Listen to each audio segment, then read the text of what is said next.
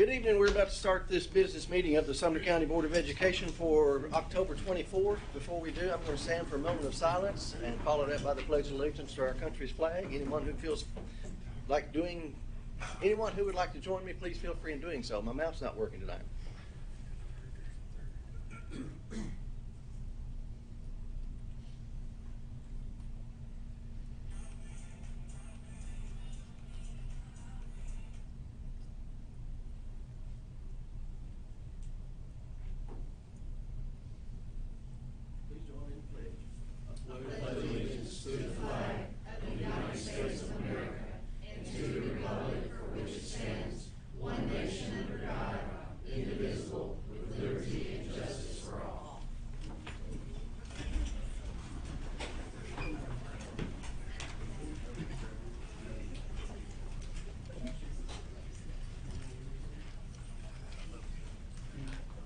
All right, first item on the agenda is call to order. We are called to order, and second item is roll call. Mr. Johnson, do you have the roll? Yes, sir. All right, next item on the agenda is adoption of the regular agenda, approval of regular agenda as presented. Is there a motion?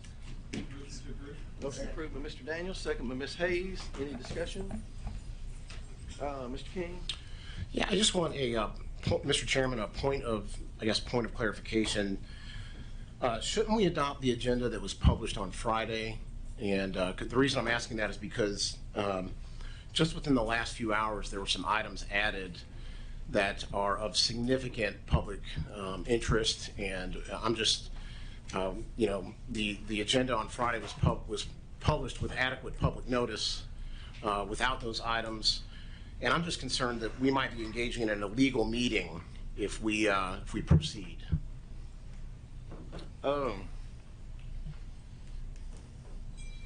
It's my understanding that law requires adequate public notice Of a meeting. Of meeting, and so we've got a couple of items on here that some things that were added 3 hours ago, and so I'm just wondering, is that going to create a problem legally? It's not. We have to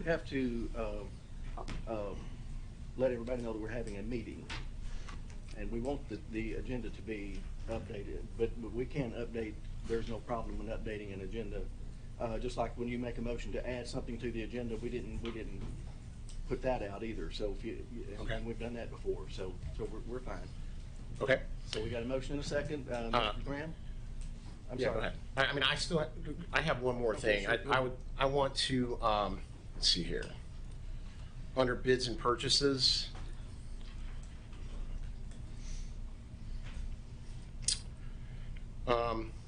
Here's one of the things that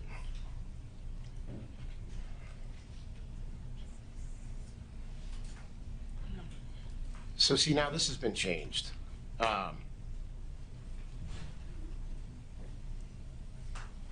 So this was different a few hours ago. Now this has all been changed. I was wanting to move an item off of bids and purchases. There's one in new business. What's that? There's one in new business for bids and purchases, I believe. Mr. Brewer, if I could, I think I can explain. Mr. Langford, could you Yeah, shed some light here, please? Yeah, Mr. King, we asked after the Budget Committee's decision last night, we thought it was best, the email that y'all received from me this afternoon, I think explained this, but we moved those capital items onto new business from the consent agenda because we thought it warranted a conversation about what our options are given the Budget Committee's actions last night. So really there's nothing different. It just moved from the consent agenda under new business. Line number 3. Yeah. Yes, sir. Line number 3. Thank you, Mr. Lacey. Okay. So these items. Okay, thank you. That was. I appreciate that. Thank you. Mr. Graham? Thank you, Mr. Chairman. I would like to, if I could, I'd like to add an item to the agenda. I'd like to add discussion of censuring Mr. Wise regarding actions against me at the end of last meeting. I'll second. Motion's been made to add a censure to Mr. Wise, and seconded by Mr. Lacey. Is there a discussion? Mr. Wise? I believe that occurred after the meeting. It was not during the meeting, just to be clear. Thank you, Mr. Wise. Any further discussion? I would like to clarify the reason for my request. And it was after the meeting, it was after we adjourned. And after we adjourned, while I was gathering my things, Miss. Let me give you the rule on that. and Okay. Proceed with it. You let us know a brief summary of why you're wanting to add it, but it's not to become a speech, is what the word says. That's fine. It's 4 more sentences. As I was gathering my things, Mr. Wise decided to get as close to me and my body as he could, stare me down, and then say, quote, "Are you some kind of stupid or something?" Point of order. Point of order myself, we don't need to get into an argument. We have a motion and a second on the floor. We can discuss whether to add this to the agenda or not.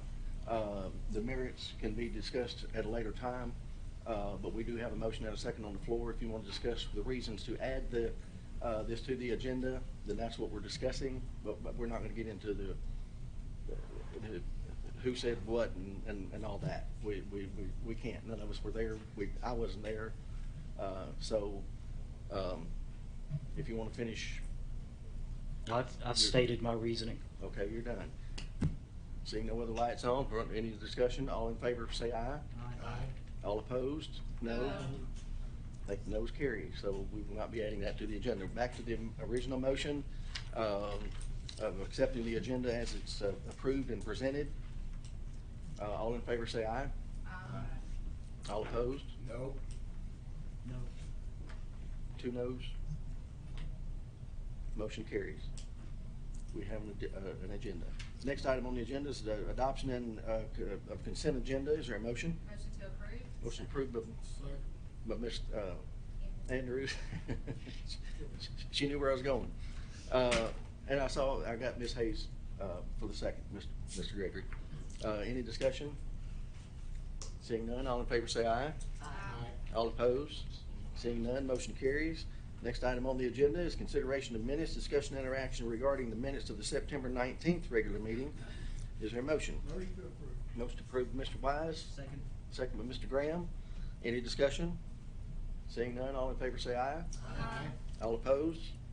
Seeing none, motion carries. This next item on the agenda is discussion and interaction regarding the minutes of the October 10th special call meeting. Is there a motion? Motion to approve. Motion to approve by Mr. Gregory, second by Mr. Wise. Any discussion? I will add that I will be abstaining from this vote because I was not present at that meeting. All in favor say aye. Aye. All opposed? 1 abstention. I should abstain also, I was not. Okay, 2 abstentions, Mr. Secretary. All right, next item on the agenda is recognition and hearing of delegations, recognition of Linda Starnes from Portland High School. Mr. Gregory, I believe that's you. Mr. Chairman, I'm going to recognize Mr. Woods, principal of Portland High School. All right, thank you, sir. And does a great job. Okay, before I read this letter, I'm going to ask that Ms. Starnes and our speech team come up here to the front, please.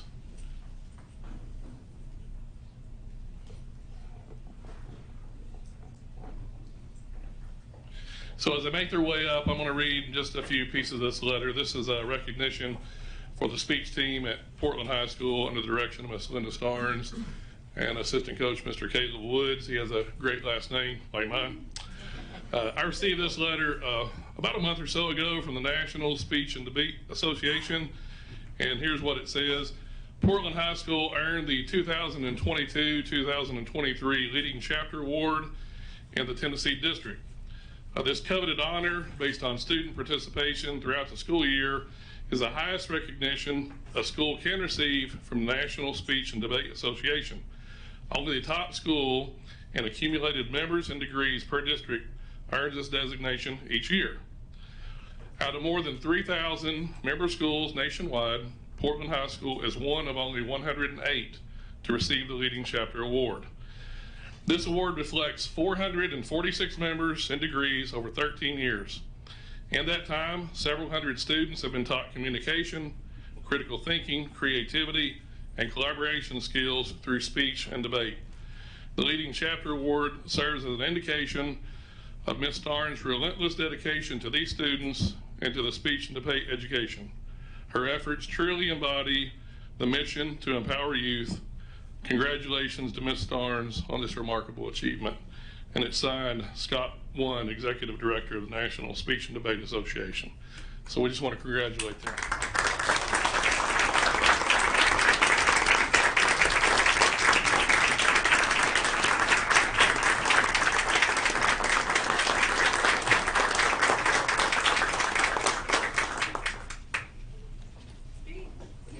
I want to, hang on, they're going to take a picture. When I came to Let me Portland just High say, as School- they're standing here, I had the privilege of being at the Okay, go speech ahead. tournament this weekend at Portland High School. They had over 450 kids there competing from all over the state and other states. There was a school bus that pulled in from Kingsport. I couldn't imagine riding a school bus from Kingsport, but they did it because speech kids, you know, just personally, both my daughters did speech in high school and college, and it's exciting to see the work that they do and the growth that they get. It's one of the best things young people can do in school. And the award that Ms. Starnes received is one of the top awards you can receive in speech, and there's no one that deserves it better. Over 450 of her students have competed over the last 13 years. Many have medaled and many have gone on to college to do amazing things, and we're thankful for her leadership and the work that she does. Thank you, Ms. Starnes.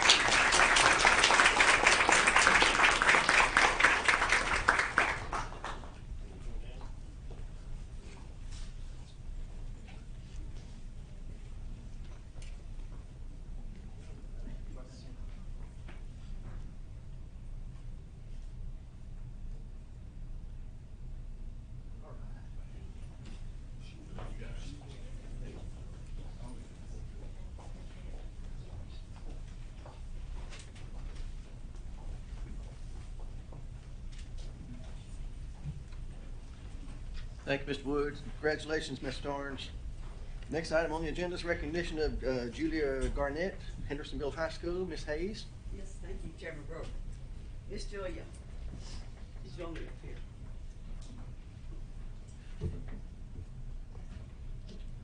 Come right over here.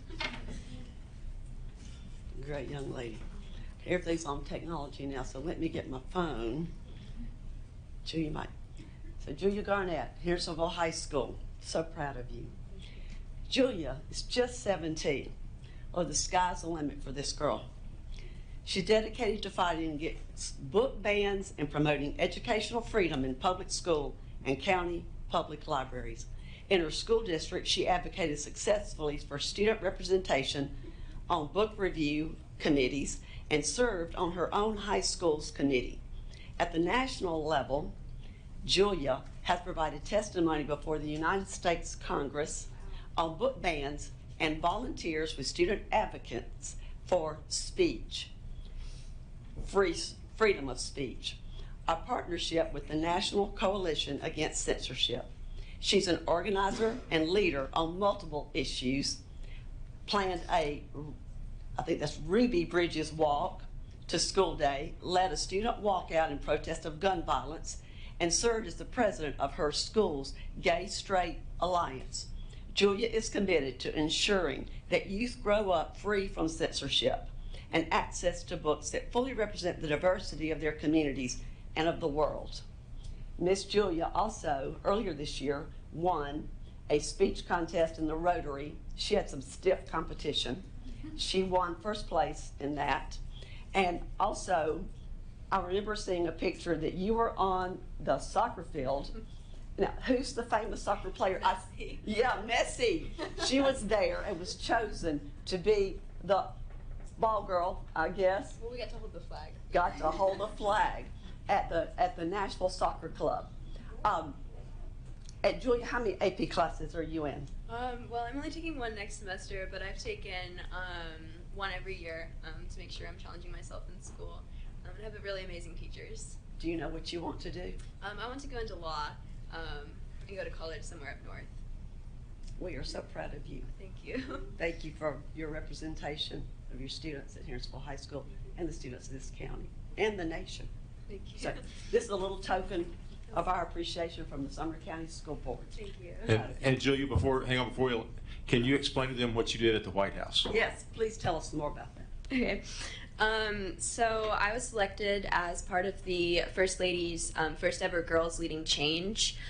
We're called a cohort, so there were 15 girls, and we came together at the White House to be recognized by the First Lady for our efforts across the country to lead change in our communities. So I was recognized for fighting book bans in my county and for speaking at these meetings, and also I was able to submit written testimony to Congress. So that was something I was able to do to kind of promote fighting book bans on a national level. I also work with an organization where I am able to fight censorship online and also in our schools. So I'm organizing students in our community and at my school so I can further educate other people to stand up against censorship like I'm currently doing.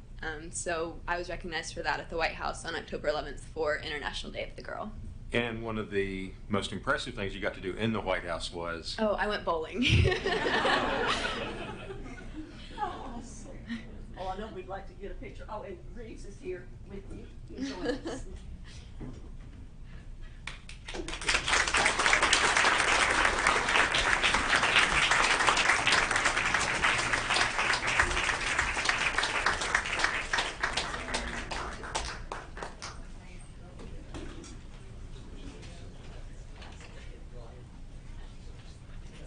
Oh, Mel, the president of Harrisville High School. Mel, I missed you out there.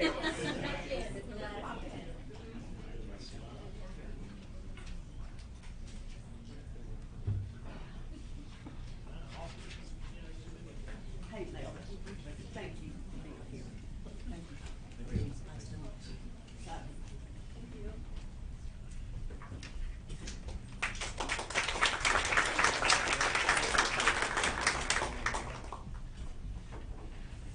you. All right, continuing on with hearing and delegations, our public speakers tonight, Ms. Charlena Allmiller. Charlena, come down, you'll have 5 minutes to speak on an agenda item, and give your name and address for the record, please. Hi, I'm Charlena Allmiller, and I live at 143 Ruland Circle, Huntersville, Tennessee, 37075. I'm here to speak about the budget amendments for the athletic facilities. I am glad the school board has voted to fund athletic facilities.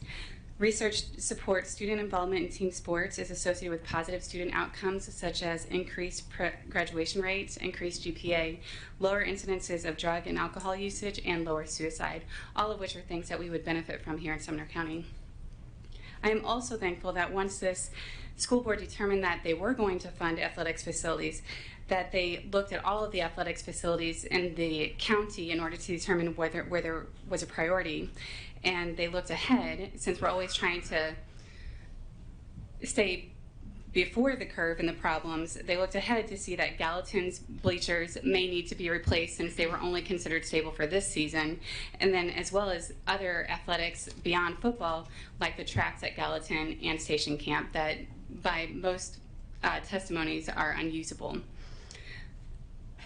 There are really only 3 ways to fund capital projects because they are such major cost events. One way is debt, and that means that you get the debt and then you pay it and then you're paying it back each year a little bit. Another way is to use reserves, and so that means that you save a little bit each year and then use that money to pay it. And then in some cases you can use grants. To the best of my knowledge, I don't think there are any grants available for the time-sensitive needs that we have. The school board has spent prudently in the past few years, and that means that they have reserves in order to be able to fund these projects. That's quite an accomplishment. And so when people say that this is going to lead to debt or whatnot, they're looking 20 steps ahead, and nothing that you have done in the past has ever indicated that you would make those kinds of steps to issue debt in order to fund athletic facilities. I hope you will continue to consider all facilities in addition whenever you're dealing with academic needs and technology. We've really gone to the next level in Sumner County, and I believe that facilities are included in that, and that would mean also looking at the elementary schools. Currently, playgrounds are funded by the PTOs largely and grants. And so I do have 2 elementary school kids, so I know this firsthand. But I do believe that there can be long-term range planning. I think that's a great idea. For the immediate needs, though, I do hope that you will continue with the $15.79 million ask. And I would also like it if you guys did speak about what the options are if you guys vote to keep the $15.79 million, as to what your view is on whether that's a line item veto as to how the commission would handle it. Thank you. Thank you, Ms. Al Miller. Next is J.C. John Swafford. Mr. Swafford, come down and give your name and address for the record, and you'll have 5 minutes to speak on an agenda item. Thank you very much. Appreciate the time. J.C. Swafford, 1102 Kimberly Drive in Gillisville, 37072. I have a son, Josh Swafford, that graduated Merrill Hyde in 2016, a daughter, Janet Claire Beach, 2020, and Shelton is scheduled in 2026, good Lord willing. So I appreciate that. I've been a resident of Sumner County. Grew up in Madison, but lived in Sumner County for the last 30 years. And again, I appreciate the time, and have some more pointed remarks for the County Commission Monday night. But I just wanted to kind of reiterate, and not to beat a dead horse tonight, what does it say about, Wilson and Rutherford counties when you look at the state of their schools and their facilities? Do they care for their kids more than Sumner County? And I know the answer to that is no. But when people look at this area for places to live, quality of life, quality for their family, what does it say? And when they compare, what does that mean? What is their choice? I looked at some statistics on growth from 2010 to 2020. Sumner County approximately 24% growth, while Rutherford and Wilson grew in the high 30s. And I would say a good reason for that is the facilities, and when a family has to look for what's best for them, they're going to choose schools. My son went on to Union University, got there, and everybody's like, when he got there, how you doing so well? He started half a semester in ahead of everybody else because he graduated from Merrill Hyde High School. And a lot of his classmates are like, why are you so successful? And he said, I was prepared because of Merrill Hyde High School. So I know the people that support this and are behind this and work in the county schools are wonderful. My mother-in-law taught 30 years in private school. We were pushed a lot of times to go that way, but I knew I didn't have to. The quality of education was just fine. But now it's time to take a step for the facilities and the amenities and show the kids that we really care. I know you have a tough job, but I really encourage you and the committee to stick to doing what's right and giving back to the schools and community, and push back to the commission to go with the original proposal of the 15.3 from reserves and fulfill the Board of Education wishes to do this for the athletic facilities. I'd like to say let's not make do, but let's make right. Thank you. Thank you, Mr. Swafford. Next person is Christopher Ingram. Mr. Ingram, come on down, give your name and address for the record, and you'll have 5 minutes to speak on an agenda item. Good evening. My name is Jay Ingram. My address is 755B Newton Lane in Gallatin, Tennessee. Was not born in Gallatin, but I've been here since 1976. We moved here when I was in kindergarten. I actually attended junior high in this building, and County Commission Chairman Merrill Hyde was my principal, I think, at the time. This was the wood shop back then, and Mr. Holloman used to throw blocks of wood at us if we acted up in the back of the class.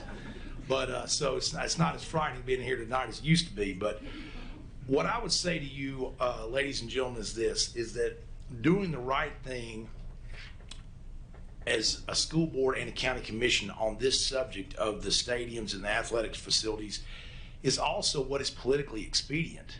So if you're a politician, you want to get elected, you want to stay elected. Well, you can marry up what's the right thing to do and what's going to help you stay elected. It's a simple thing. Schools need athletic facilities. When you all voted to build Liberty Creek, you built a football stadium, a basketball gym, a track, a lacrosse field that they weren't even playing lacrosse yet. Now, why did you do those things? Because you said, you know what, this new school's going to need these facilities. So if it's a need for a new school to have suitable, safe athletic facilities, it's also a need for existing schools to have suitable athletic facilities. That seems to be a no-brainer. Now, they've been talking to the county commission about these are wants, not needs, and that there's been an emergency created. No one person or entity created an emergency. This took decades of neglect and people not doing their job for years and years and years. And I'm talking about prior school boards and prior county commissions. Now, as I look around this room here tonight and at the county commission, none of you all were probably on those prior school boards and county commissions over those years, except for maybe Chairman Hyde. He was probably on it, but I don't know about any of the rest of you. There's a lot of new faces on there. But it's the responsibility of both this school board and the county commission to properly build and maintain and fund schools. And that's the academic side and the athletic side.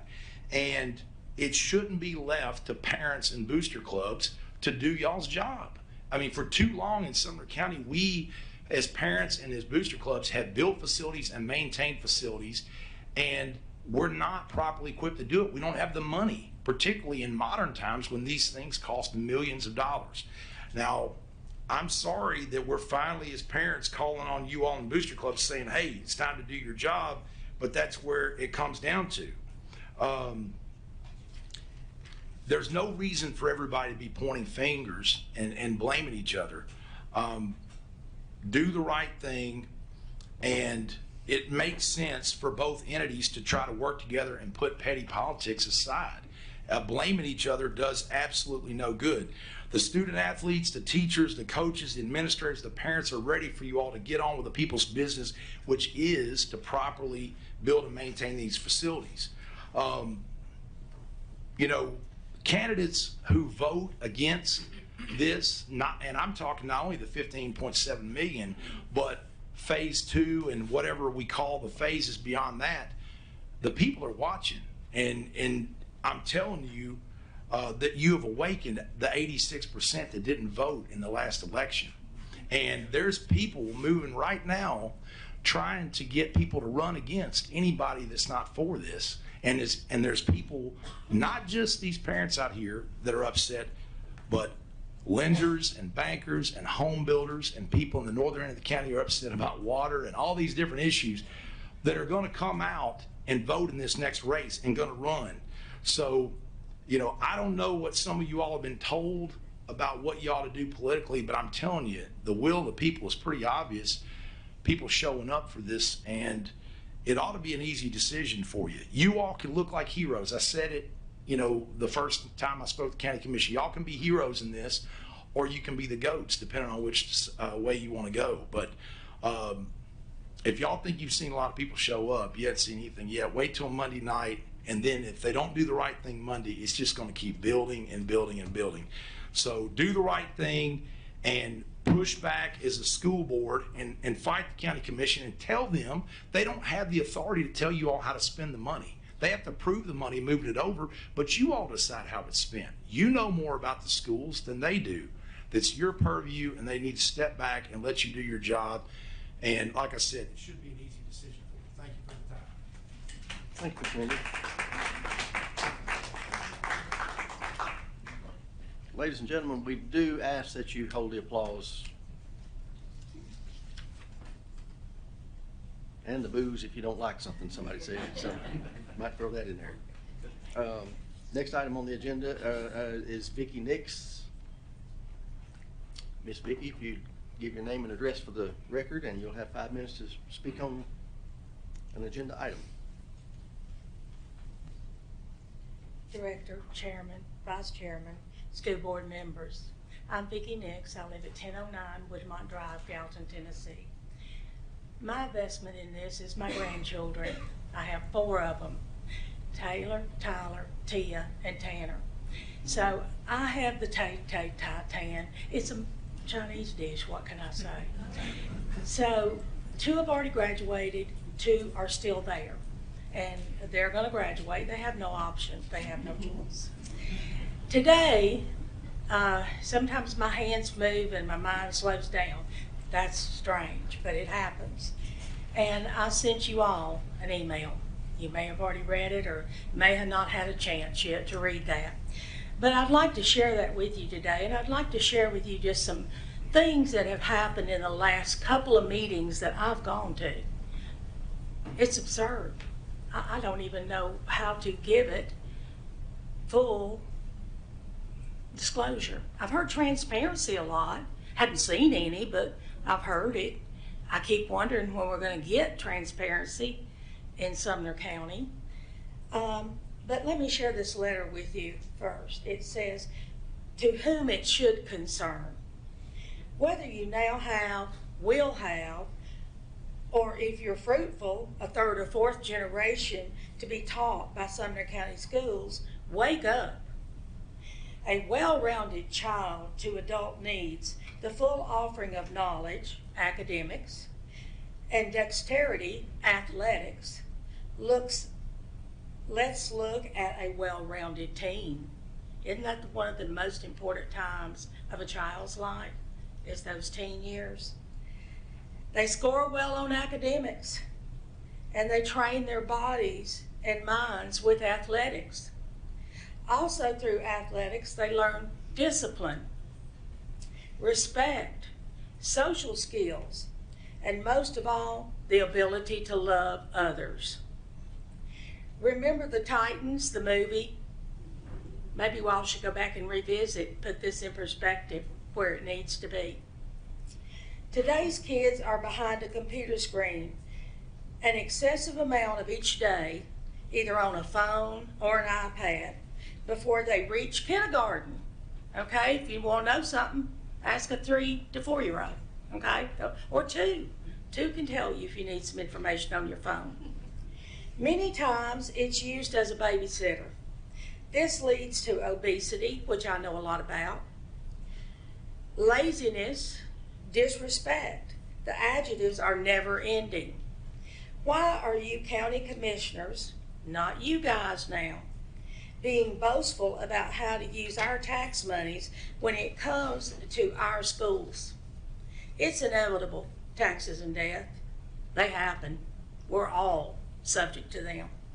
So be it everything else goes up, so should they.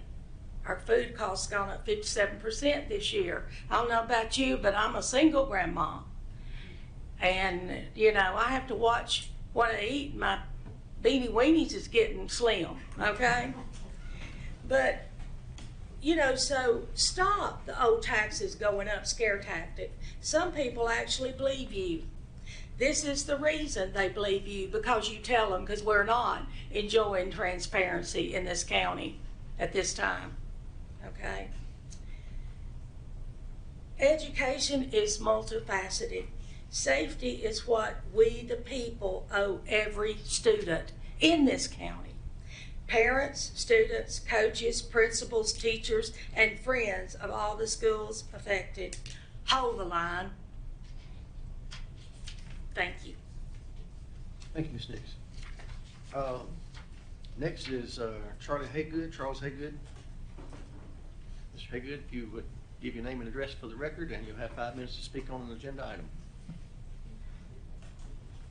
Thank you, Mr. Chairman. Charles Haygood, 225 South Thompson Road in Gilletsville. It's known as Shackle Island. As I've said before, we're in the beach area, about 1.5 miles from Beach High School. I will say this, there's nothing like the pressure of speaking in front of the national award-winning Portland debate and speech team. So, you know, I've not been nervous speaking in quite a while, but I'm a little nervous, to be quite frank, right now. So I think we could learn some things from these guys and how to debate well, no doubt. Tonight, once again, I'm asking that we move forward with the $15.8 million Phase 1 effort that we've debated and redebated, and I think I said last night at the commission, it's been more rhetoric around this than 3 presidential elections. You know, it's time to move on.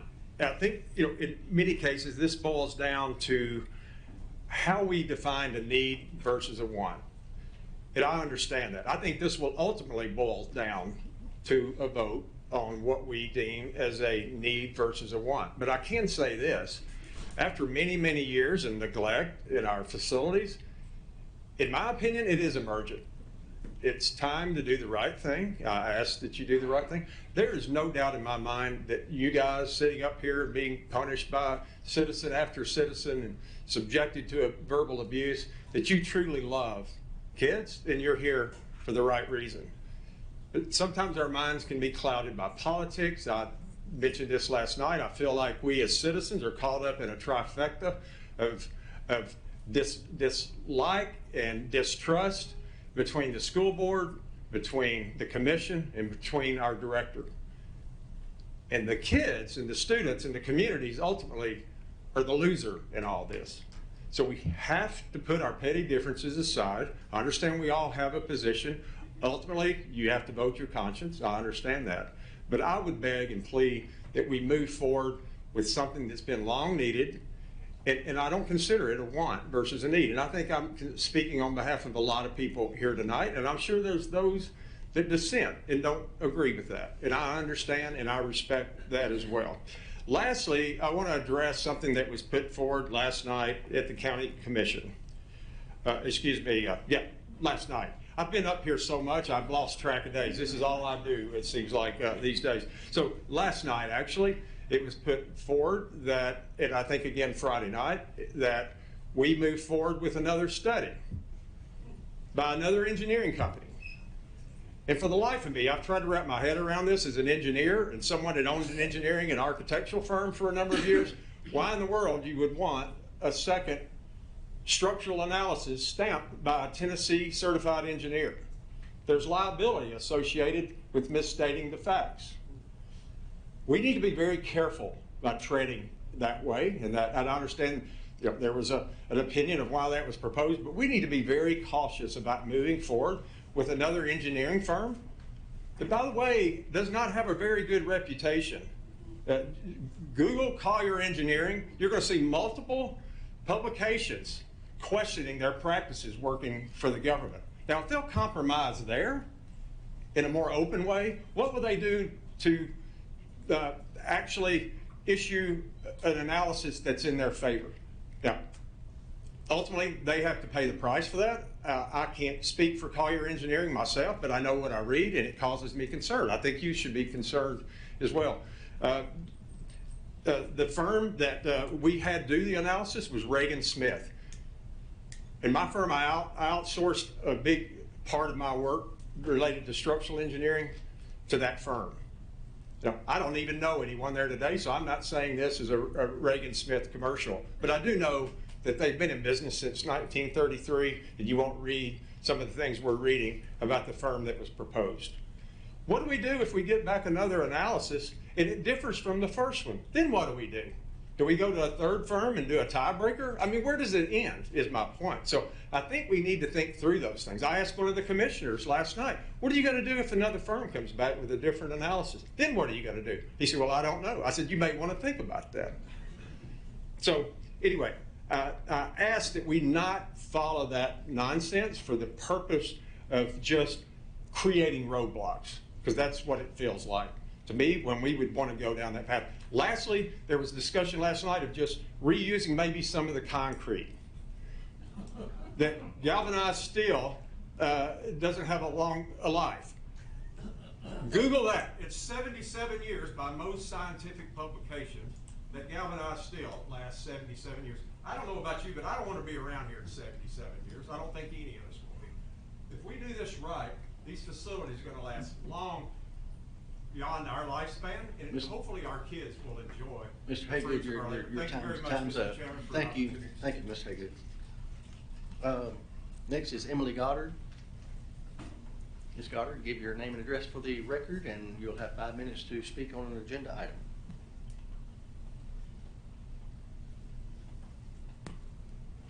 My name is Emily Goddard. I live at 245C South Leith Road in Portland, Tennessee. And I'm here to speak in favor of holding up the vote that you already passed a month ago for the $15.8 million toward the athletic facilities renovations and additions.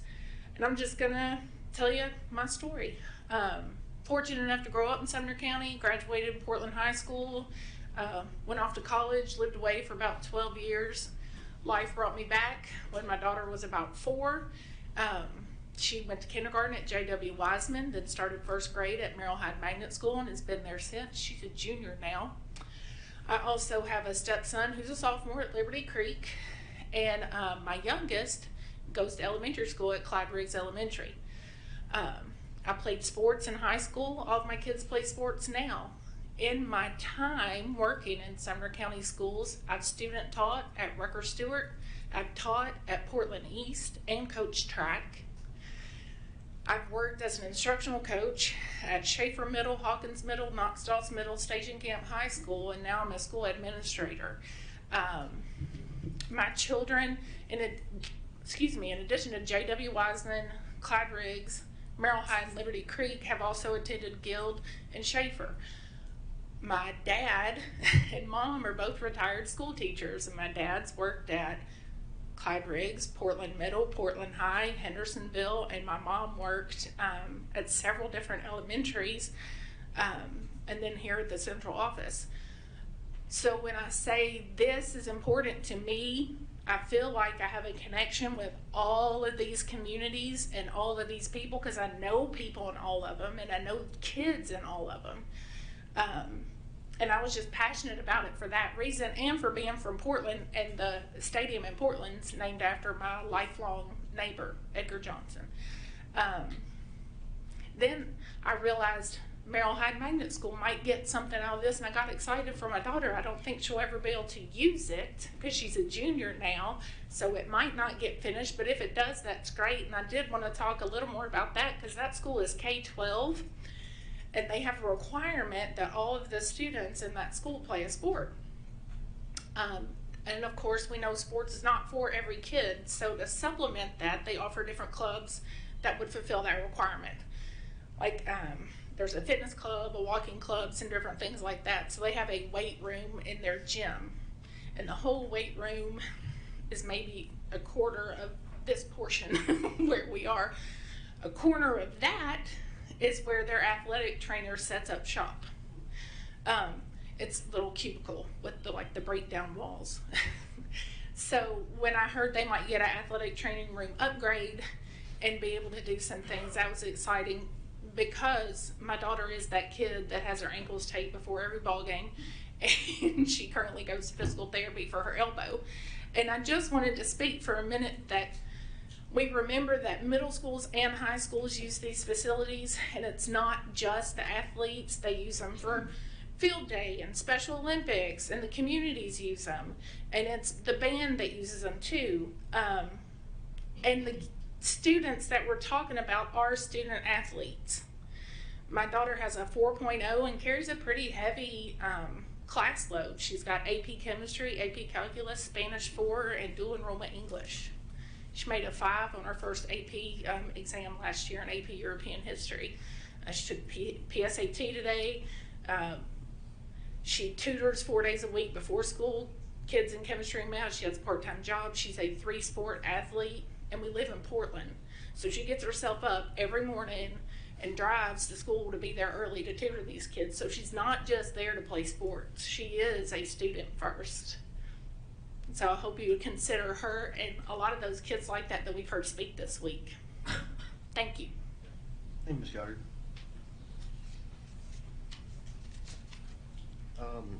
Megan Brennig. Ms. Brennig, give your name and address for the record, and you'll have 5 minutes to speak on an agenda item. Hi, Megan Brennig, 490 Cummins Lane, Gallatin, Tennessee. And I just want to keep this pretty brief today. You guys have heard from a lot of really great speakers tonight that have shared their passion for sports. And I'm going to go ahead and join them in asking that you hold firm on your original request to transfer over $15 million to do the right thing with our schools and our school sports equipment or sports support. One of the things that I believe is that our phase 1 objectives are important as a whole and not something that should be piecemealed when we have the funds available already in our reserves. I think I'm unique among most of these great speakers in that most likely my family won't directly be impacted by these improvements. My kids are pretty uncoordinated. But I do believe that part of education is educating the whole student. That includes the brain and it includes the body. In order to reach their full potential, children need to be challenged both mentally and physically. We know through science how important movement is to the brain and how important movement is to education. Sports bring more to the community than they do to just the individual. My family may not directly be impacted by these stadiums, by these tracks, but we absolutely will be indirectly impacted through events with our community, through fundraising, by selling concessions, through at Merrill High being able to host events that we can't host today. There will be many other ways that these improvements will positively impact both my family and the whole community, and this investment is sorely needed. I thank you for your forward thinking in requesting these items and thinking forward past just a phase 1 and into future phases. And I ask you to continue that forward thinking as we go about requesting our full transfer. This really shows that you know how important a real and complete education is, and that it is more than just reading, writing, and arithmetic. Thank you. Thank you, Ms. Brandy. Holly Cruz.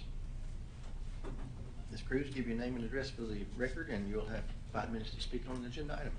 Holly Cruz, 3275 Hartsville Pike, Castellan Springs. Hi everyone, thank you for allowing me to be up here and speak as always. And just a quick shout out to Benny Bills. As always, I appreciate all of the teachers over there and love them and appreciate them dearly. Tonight I am here to ask for you all to please push our county commissioners to uphold and pass that $15.8 million that you all did vote and approve on. My request is a little bit unlike most of the speakers. Most speakers are currently and actively involved in their high school athletics. My family is not yet to that point. I've got elementary age girls, and one day I too hope that when they get to Gallatin High School, they get to experience and participate in athletic facilities that are fantastic, that are safe, We go, and during soccer practice for my daughter, she's got it over at Gallatin High School, and us soccer moms, we walk that track, and that was one of the first things that we noticed was, man, it is rough. It is rough, and I know most of you all in here know that. We are looking to the future, right? Most of the people that spoke, again, they are currently actively involved in it. I am looking now to the future. The future is that I would like our Sumner County schools and all of our schools and their athletic departments and facilities to be fantastic. Our future students here in Sumner County deserve that. And I think back to a year ago when I first stood up here, it was, I think last week in 2022, when I first stood up here, and I came to speak because we were passionate about something. And I have seen a rise, and I have seen people who have gathered and who have spoke with passion, very similarly, granted another topic, but it's ignited people to pay attention. And a year ago, since then, I've attended almost every single school board meeting and study session, and I love the fact that I guarantee I'm gonna get some new friends here that are also gonna be here at every single school board meeting and study session because they care about athletics. I care about athletics. We all care about the future for our students here in Sumner County. And to make and bring about change, we have to act.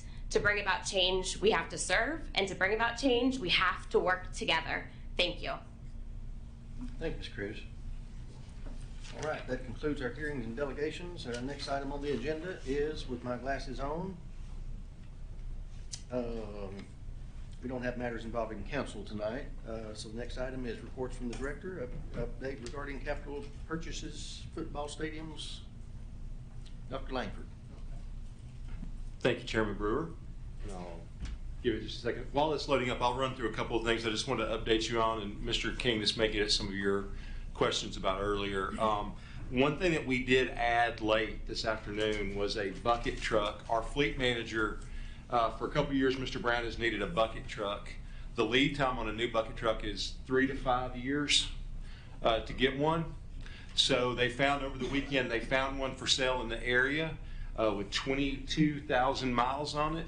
So it's a great deal, and we can get it quickly. So we don't have to wait until 2027 to 2029 to get a bucket truck. So it helps our maintenance be able to change lights and do things like that, and do some things that if we do it now, we have to outsource it. When you outsource it, it costs more money. So we're thankful to be able to get that. So that was a late addition. Normally we try not to do that, but there was already another city government that was looking to buy it, so we needed to go ahead and get in the queue and get it. And I thought it was worth adding to the agenda. I've had the opportunity over the last week to talk with some of our special needs families. I've got a meeting later this week with one family, and I wanted to update you. We're going to be able to pivot on Liberty Creek Middle and White House Intermediate and get some things to make those playgrounds more accessible. And we're going to add that when we do our board retreat, and we talk about. I met with Ms. Dam this week, and she's pulled a team together to begin looking at our playgrounds. We've already determined that there are some things we can add to our Catherine units, which are the really big playground equipment items that we can add to them fairly quickly that will allow them to be more accessible. While we also, it's going to be a both and. Playground equipment is expensive. Sometimes it's slow to get, but we want to be committed to our to making our playgrounds more accessible, whether that's equipment, but also the surfacing. For instance, Station Camp Elementary, their PTO has been working on this for a while and trying to get the right surface. So it's more, you have to have the right amount of hardness to allow kids with mobility issues to be able to access it. But then it also needs to be soft enough for when kids fall down. Inevitably, when kids play on a playground, they fall. So we want it to be safe when that happens as well. So we'll be able, hopefully by the time we do our board retreat, we'll be able to, I think that's something that's well worth us putting on our short and long-term plans for capital, and we can begin to look at our playgrounds around the county.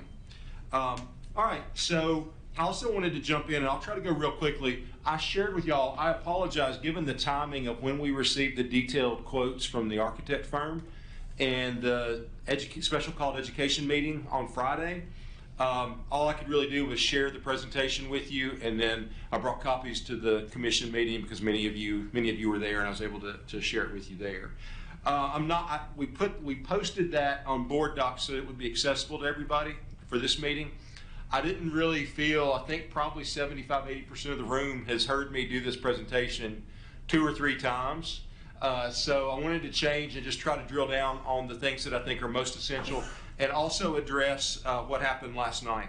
So on Wednesday, I received a detailed estimate from our architect, Gary Cromer. Mr. Cromer, as I highlighted Friday at the commission, Mr. Cromer got his architecture degree in 1977 from the University of Tennessee. He's been at Katz Binkley since 1992, primarily specializes in school architecture. Katz Binkley has been an architecture firm in Tennessee since I think 1873. They've won 31 design awards for schools in Tennessee, and they've done, in addition to Liberty Creek Elementary, middle and high, and the other many of the schools in Sumner County. They've also done the new schools in Wilson County, several in Rutherford, and others across the state. They did White House Heritage in Robertson County. So Katz Binkley is really kind of the industry leader for school architecture in Middle Tennessee. And so they provided us a detailed estimate. Now remember, these are just estimates, right? We have quite a process to go through. We have no idea what we'll find when we get into the dirt under the stadiums. We have no idea. There will be some twists and turns in this because we're replacing 40 to 60-year-old stadiums. So there will be some things. I assure you we will find some things, right? If you've ever been around stadiums that were built in the 60s, 70s, and 80s, I wasn't around any in the 70s or in the 60s.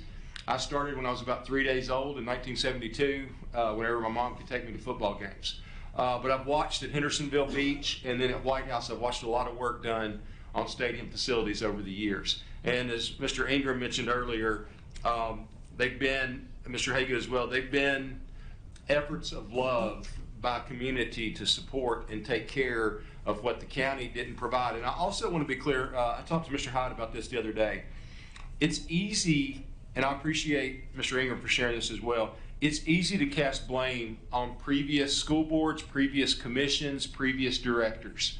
And you could go all the way back to the mid-70s. But growing up in those times, I remember Mr. Bills and Mr. Hyde in alternating fashion were trying to do things like get copy paper and bus fuel and things like that. So I think if you talk to Mr. Hyde and Mr. Bills, they would have been happy to have built more athletic facilities had they had the resources to do it.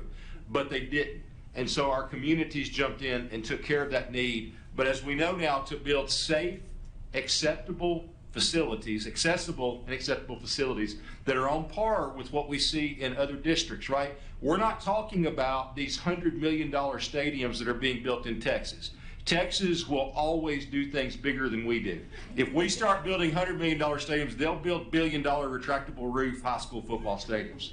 We're not talking about Texas, but what we are talking about are stadium athletic facilities that meet the need of our student athletes, that are safe, accessible, and give civic pride and return the investment that many of our community leaders have made for many decades. So I want to run real quickly through, and again, some have said that I have used this to create an emergency. I am not creating an emergency. I am telling you that there are 281 days between now and July 31st, and we have a tremendous amount of work to do. And that requires a lot of different people, the school board, the county commission, principals, engineers, architects, coaches, everybody working together, because we are talking about one of the most massive construction projects we've ever undertaken in Sumner County. When we build a new school or renovate a school, we plan for a couple years, and it's still a headache. You know, I can remember when we renovated White House High School, we had asbestos underneath the floor tiles. So while they were working on one hallway, we moved all the students around. 2 weeks before they were getting ready to move to a different hallway, we had to take everything out of the classrooms on the next hallway, remove the floor tiles, remove the asbestos over the weekend, put everything back over the weekend. It was a hassle, okay? If you've been in White House High School, you know, I graduated from White House High School in 1990.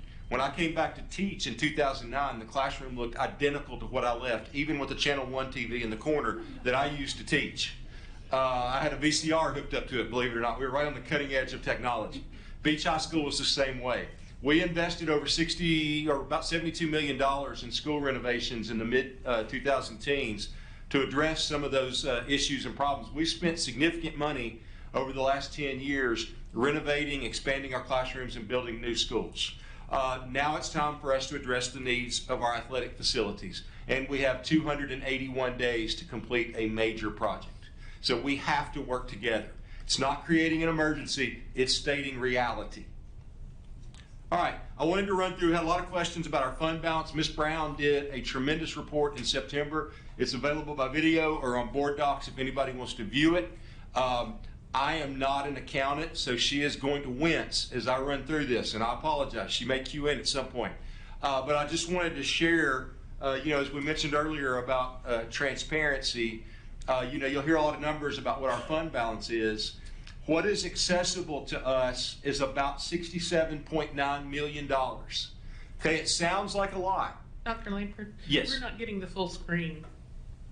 Okay. Okay. Chris, they're only getting half the screen. No, I appreciate you doing that, Ms. Wilkins.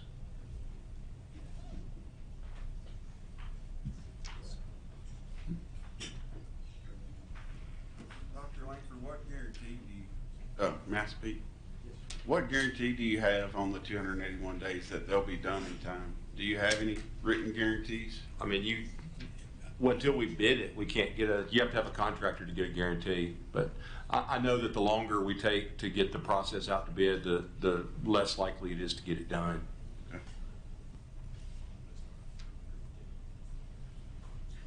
Okay. I'll come back to that. So let me see if y'all can see. I think we got it turned off now. Okay, so we'll hang on just for a second.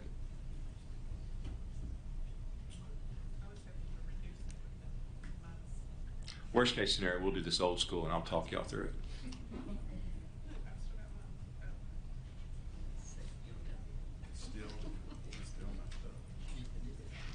I know.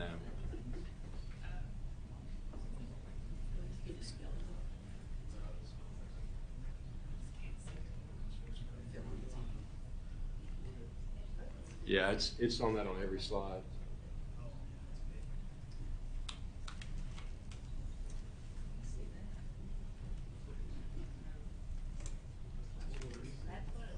Let me roll through. Can we just take a field trip and huddle around the TVs? Yeah, I think if you can't see, y'all have seen this before, so I'll just, well, now can y'all cue it back up where I can change slides?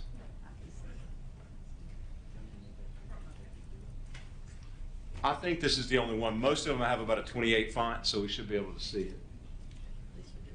He's what? Okay. All right. So I'll talk you through this slide, and then we can print out a copy, or I can. It's on Board Docs, so you'll be able to access this. But basically, we have $67.9 million in accessible reserves. The Comptroller's Office and Sumner County Policy recommends that we keep 2 months operational expenses in reserve. For Sumner County, or for our school system, that's $56.4 million. The school system costs a little bit over $1.8 million a day to operate. So $56 million, it would be ideal.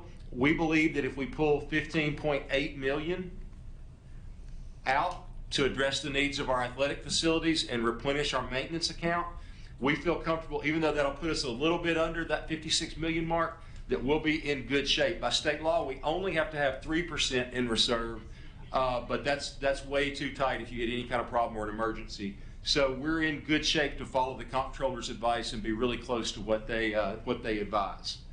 Okay? All right, so I want to talk briefly, and I'll tell you, I don't have the exact wording yet for the Budget Committee resolution that was passed last night. I reached out to Mr. Sittler, our county attorney, and Mr. Isbell told me that I'll have an actual copy in the morning. As soon as I get the actual copy of that resolution, I will share it with you. I did watch the video, and I believe Mr. Mansfield made the motion, and I believe I caught most of the wording. So I think I've got the gist of it if I don't have everything correct. So I just wanted to share with you what I heard last night sitting there and then rewatching the video. Okay, my understanding is that the motion was to approve the transfer of $8.8 million in capital from our reserve funds, from school reserve funds, into capital lines to cover the BHS, HHS, PHS, and WHHS athletic facilities. It may have been for bleachers, and this is a point to clarify. I believe that Mr. Mansfield meant more than just bleachers. I believe he meant the bathrooms and the other things too that need to be replaced. So I just put athletic facilities. When we get the correct language, I'll share that out with you tomorrow. The Director of Schools will provide a report each month to compare the cost of replacement versus repair, and detailed report on quotes, estimates, and expenditures. And the school board will put together for the education committee and the county commission a 1 year, 2 to 3 year, 5 year, and 10-year capital project plan. Okay, that's my understanding of what was passed last night at the county commission. All right, I want to share with y'all my concerns. Okay, the first is legal. I asked on Monday. I asked Mr. Presnell, our attorney, who is on the phone, if we have any questions legally. I asked him if it was legal, and I believe I may have asked him, Jeremy, last week. Yeah. So, and he's researched over the weekend and yesterday, is it legal for the county commission to alter the amount that we requested from the 15, passed unanimously here for $15.8 million. Is it legal for the county commission to alter that amount? Mr. Presnell came back, and I can get you copies of this. I can email it to you. We also have an Attorney General report. This is the summary of his opinion. Our opinion is that with respect to the proposal to spend $15 million from reserves on new bleachers, the County Commission can either vote to approve or reject in total. There are no line item vetoes. Okay, so that's the legal opinion of Mr. Presnell and his firm. All right, I also have some questions about if we have $8.8 million, what steps do we take next, or do y'all take next as a board to address the needs of our athletic facilities? I know that I've done this presentation and walked through the quote Friday at the Education Committee, but not everybody was there on the school board. And I know I emailed it to you, but I wanted to walk through real quickly what we're talking about. All right, so Beach High School. $6.247 million, so about $6.25 million for the beach project. Home side bleachers, 3,500 seats that are ADA compliant, a 10 by 60 press box and offices, training room and storage beneath, 1,500 visitor side bleachers, again, ADA compliant. Every bleacher that we're putting in this project will be ADA compliant, okay? Public restrooms, ADA compliant, and concession stand building. Site work, I want to hit on the site work just a little bit. There were some questions about this last week. The $1.3 million includes Beach High School will lose their current track when we do this work, okay? Beaches, if you've ever been in those bleachers, they're steep, right? Like in 1982, you had a different understanding of what code was. Even if you don't have, which it was like there were no codes, but if you have older family members that have limited mobility, it's hard to get up and down those bleachers at Beach. So when you decrease the grade of those bleachers, you take up more space. So we're going to lose the track at Beach High School. Talking to Coach Crabtree and Mr. Powell and their staff, they would prefer to move the track up around the practice field. We're not going to build the track in phase 1 at Beach High School, right? We would be taking up almost 1/3 of the campus to do a whole bunch of practice, to do a whole bunch of facilities. But what we do want to do while we've got the bulldozers and the skid steers and all that equipment there is go ahead and rough in the track. It'll cost a little bit more for phase 1, but it'll save a lot for future phases, because otherwise you pay a significant amount of money to get bulldozers and skid steers and that other equipment there. While we already got them there, it'll save us a lot in the long run to go ahead and rough in that track. Okay, but that $1.3 million is not just roughing in the track, that's also including the site work for the football stadium. Mr. Schmidt had a good point. Beach's bathrooms, since the 1980s, were behind the stadium. It's darker back there. We would prefer to move that out. So when you see the concession stand building that we're talking about is a concession stand in the middle with bathrooms on both sides. It makes a lot of sense to do it that way, and it's best. It's for safety and security and everything else. So Beach High School, $6.25 million. Hendersonville High School, $4.2 million. Right, if you look at the structural engineers report, we were allowed to use the home side at Hendersonville this year with some restrictions on capacity, but she urged that we do significant work to repair the bleachers or replace them. When listening to the way that the structural engineer suggested to do the repairs, you would basically be building up on each side of the pilings. You'd be building a wall on each side, taking the middle part out, replacing it, then taking those two sides off, and then moving to the next one, the next one. It's very labor intensive. It's going to be very expensive. The architect's recommendation is to replace, not repair. I don't have repair priced out.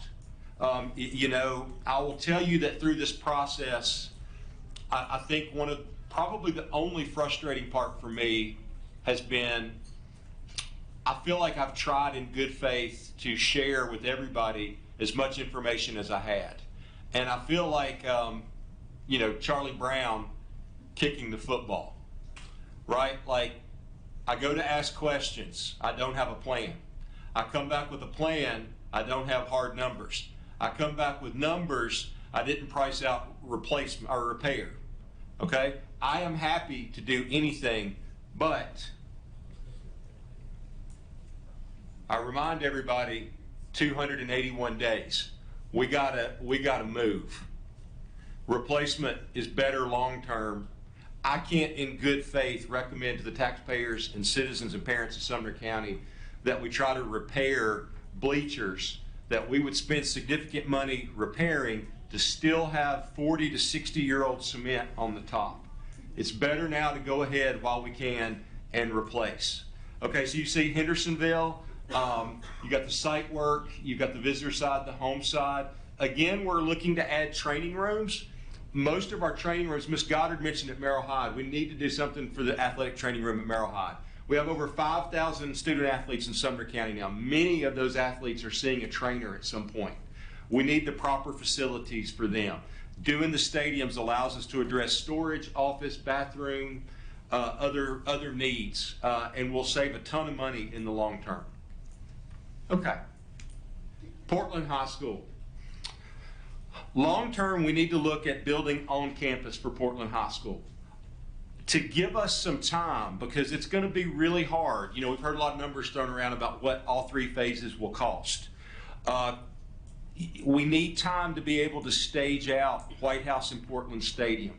We can buy some time while also preserving a key piece of the history of Portland High School. That stadium in Portland means a lot to the community of Portland, and it's centrally located right in the middle of town. I believe we'll always be able to use this stadium, and I believe we'll be able to work out some agreements with the city of Portland to help take care of this stadium in the long term. But I believe we can always play junior pro, middle school, jamborees, and probably even like a Portland White House game. Something like that that's big. It's a big deal to the community where we play it in the historical stadium. But we're going to be able to do right by Portland. Home side bleachers, lighting. There was some question about whether the lighting was necessary. Now, I would like in the long term to replace all the stadium lights in Sumner County with these LEDs. For principals and coaches, it's great because you can turn them on and off with an app. You can make it do all the cool things that everybody likes about Liberty Creek. For our side, it also saves significant money because they're LED. They last a long time and they're much more energy efficient. When you turn on stadium lights, you are burning money. They use a significant amount of electricity. So we can be more, more economically sound while also providing better lighting for our facilities. The reason that we need to do it right now for Portland is when we tear down the home side, one of the lights will have to go because it's right there in the midst of the repairs when you come back with the new bleachers. If you take that one light out, there will not be enough light in that stadium to play at night. And I don't think it'd be a good idea to rebuild a stadium and not have enough light to play at night. And we can address this relatively affordably and save money in the long run. The restroom building is an absolute necessity. The people of Portland have been beyond patient with the 60-year-old bathroom facilities, and we need to replace that while we're doing this. White House High School. I explained this on Friday, and I've talked to a number of people in White House about this. So the home side at White House, those bleachers are stacked. The concern there that the structural engineer had is that those bleachers slide forward. She suggested that we pull those up and look under to see what repairs can be made. When our maintenance crew went out to look at it to see if there was anything we could do, their concern is, again, this stadium was built in 1976. The cement that's there on the top has a ton of rebar in it. They're concerned that as you try to pull that up to look, it's going to cause that cement to crumble. I didn't think that that was a good idea. Even though we locked off that section, it's not a good idea to lift it up if it's going to crumble during football season. So after football season, we're going to look to see if there are some things we can do to rehab and repair that section that we can use. Ultimately, it's not a good suggestion to spend significant taxpayer dollars, several $million dollars, at the current White House Stadium because it's in Robertson County. We own 6 or 7 acres in Robertson County. It makes more sense to move it back to campus, and we need to look strongly at doing that. But again, with some repairs, we're hopeful that we can get some time so we can stage out when we do that White House and Portland Stadium so we don't have 2 or 3 significant projects stacked up in one year. That'll help us in terms of financing. All right, Gallatin High School. A lot of questions about this as well. I thought, some of the comments I've heard is I thought the only emergency were the bleachers. If you've been to Gallatin's track, we should have done this a long time ago. We should have done this a long time ago. This is the #1 thing I hear about other than bleachers. Gallatin High School deserves a competition level track. It's right there as you enter the campus, and it just needs to be done. It's needed to be done for a long time. It lets us correct some things on campus, improve the lighting, do some fencing. It'll help them for soccer as well, because right now it's hard for them to even take up ticket money at soccer games because there's no fencing there.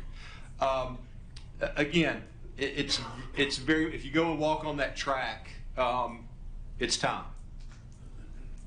All right, Station Camp has historically had one of our strongest tracks, but over time there are some irrigation and drainage issues that need to be addressed. So our recommendation would be to go ahead and refurbish the Station Camp track. We got to fix the drainage and irrigation work first, and then come back and replace the track. Right now, we have 2 tracks in Sumner County that can host regional level track and field events.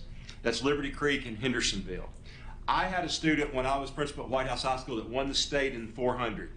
For her to train, she had to drive to Hendersonville or Springfield.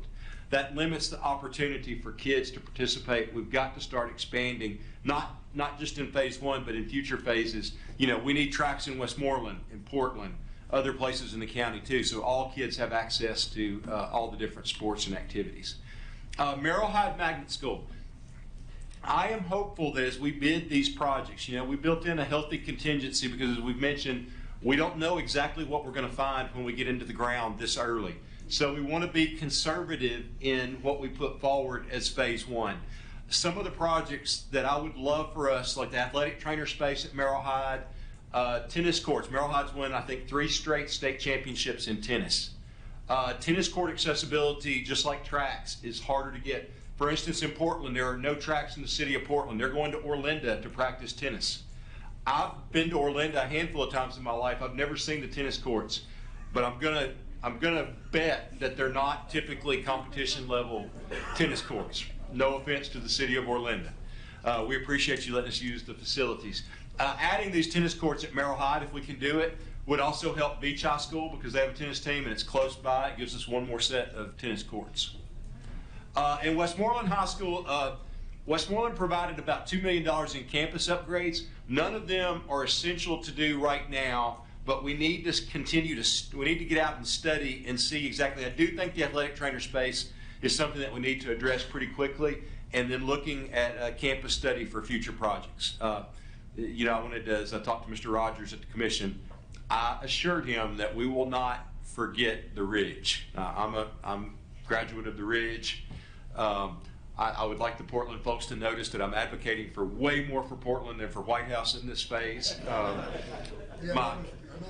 My blue and white card, it may get pulled over this, but we're trying to do what's best for Sumner County over 5 and 10 years. I'm sorry, I didn't get the flip. And there's Westmoreland. All right, so I think that the question that we run into, let me jump back. Dr. Linford, can I ask one question? Yes. Yes, sir. On the scope of work for Gallatin, where you've got the 1,000 seat stadium, I just want to clarify that that's for seating around the track as we replace the track. We're not talking about football stadium. That's a whole separate conversation. Right. That's for the track. Yes, sir. I just wanted to clarify. Thank you. Yes, sir. Okay. And let me jump back to this initial question. We've got a question. Oh, I'm sorry. Just one more question. Station Camp, the track there. Like, how close would that? Like, how close are we to actually getting a regulation track there? Like, you know, in terms of the scope of work. Yeah, I think what they'll be able to do there, Mr. King, is first we have to go in after football season and look at the irrigation and drainage and see what needs to be done there, and then come back and look. Like, so since they have an existing track, it's not like Gallatin we got to build from scratch. Like Gallatin has an old asphalt track. There's nothing you can really do with that except tear it out, and it was never 8 lanes to start with. So you need 8 lanes for a competition level track. So Gallatin will be a new build. Station Camp, we should be able to use the base and come in and resurface the top, which will make it a faster job. But the question in terms of timing will be, what do we need to do with irrigation and drainage? The irrigation and drainage problems on that field, you know, if you lived here for a while, you remember before Station Camp was there, that land was a floodplain. We had to do a lot of building up to be able to use that land. And so it's always had some drainage issues. The football field is up high enough that we should be able to fix the drainage on it, because what's happening is it's draining underneath the track and it's affecting the integrity of it. Okay. Hey, one more question, if you don't mind. Mr. Davis? In regards to the Station Camp track, I know you said we could possibly use the base. Is it regulation size? I've always heard that it was actually built smaller than regulation size. Is that true? And will that affect being able to use the base to make it competition level worthy? Yeah, we'll have to measure it and see. Yeah, I don't know. That's an answer that we can get, and we'll probably find some of that in the bid process. I would remind everybody that these are estimates, and I do think I'd like to clarify this, is When we bid this, what we will do is put alternate options in there. For instance, when we build new schools, we typically put in there, for one, this is what we want ideally, right? And then we put in, we would like this without 5 classrooms, or the ability to build a future wing that we don't build right now. And then that gives us flexibility, because if the bids come in, like let's say the bids come in at 17 million instead of 15, we either have to find $2 more million of capital to spend, or we have to cut. Through the bid process, you don't want to get into it, especially with the 281-day time frame we have. You don't want to have to put things back out to bid, because then you delay yourself another 6 or 7 weeks. What we prefer to do is have some options so the school board could decide the priority list, because some of the things, if we had to, we could move them off a little bit later, but we want to be able to get a solid run of about $15 million worth of projects. And hopefully they will come in under bid. Construction costs have dropped, but if we're looking at, when you look at world events in Israel and the Middle East and things like that, you never know what's going to happen in terms of inflation and pricing. So we want the most flexibility to be able to get the absolute most for the $15 million that we can. My concern with the Budget Committee's resolution last night is, with $8.8 million, which projects do we choose? Right? Because when you bid these, I can assure you that contractors, before they spend the time to send out an estimator and put these together, they're going to want to know which projects are funded and which ones aren't. Right? So with 8.8, we're looking at doing beach at 6.2, or we're looking at doing, Hendersonville at 4.2, and maybe Portland. We still have to pay for design and architect fees and site work and everything like that. It's a real conundrum for the board to have to pick out, do we eliminate a track at Gallatin? Do we eliminate a track at Station Camp? It becomes very difficult to decide which project has priority if we only have 8.8 million, right? Because it's going to be hard. We don't even get to solving the problems of our existing bleachers at 8.8 million. So that's a concern. Another concern is, which of our current or upcoming capital projects do we put on hold?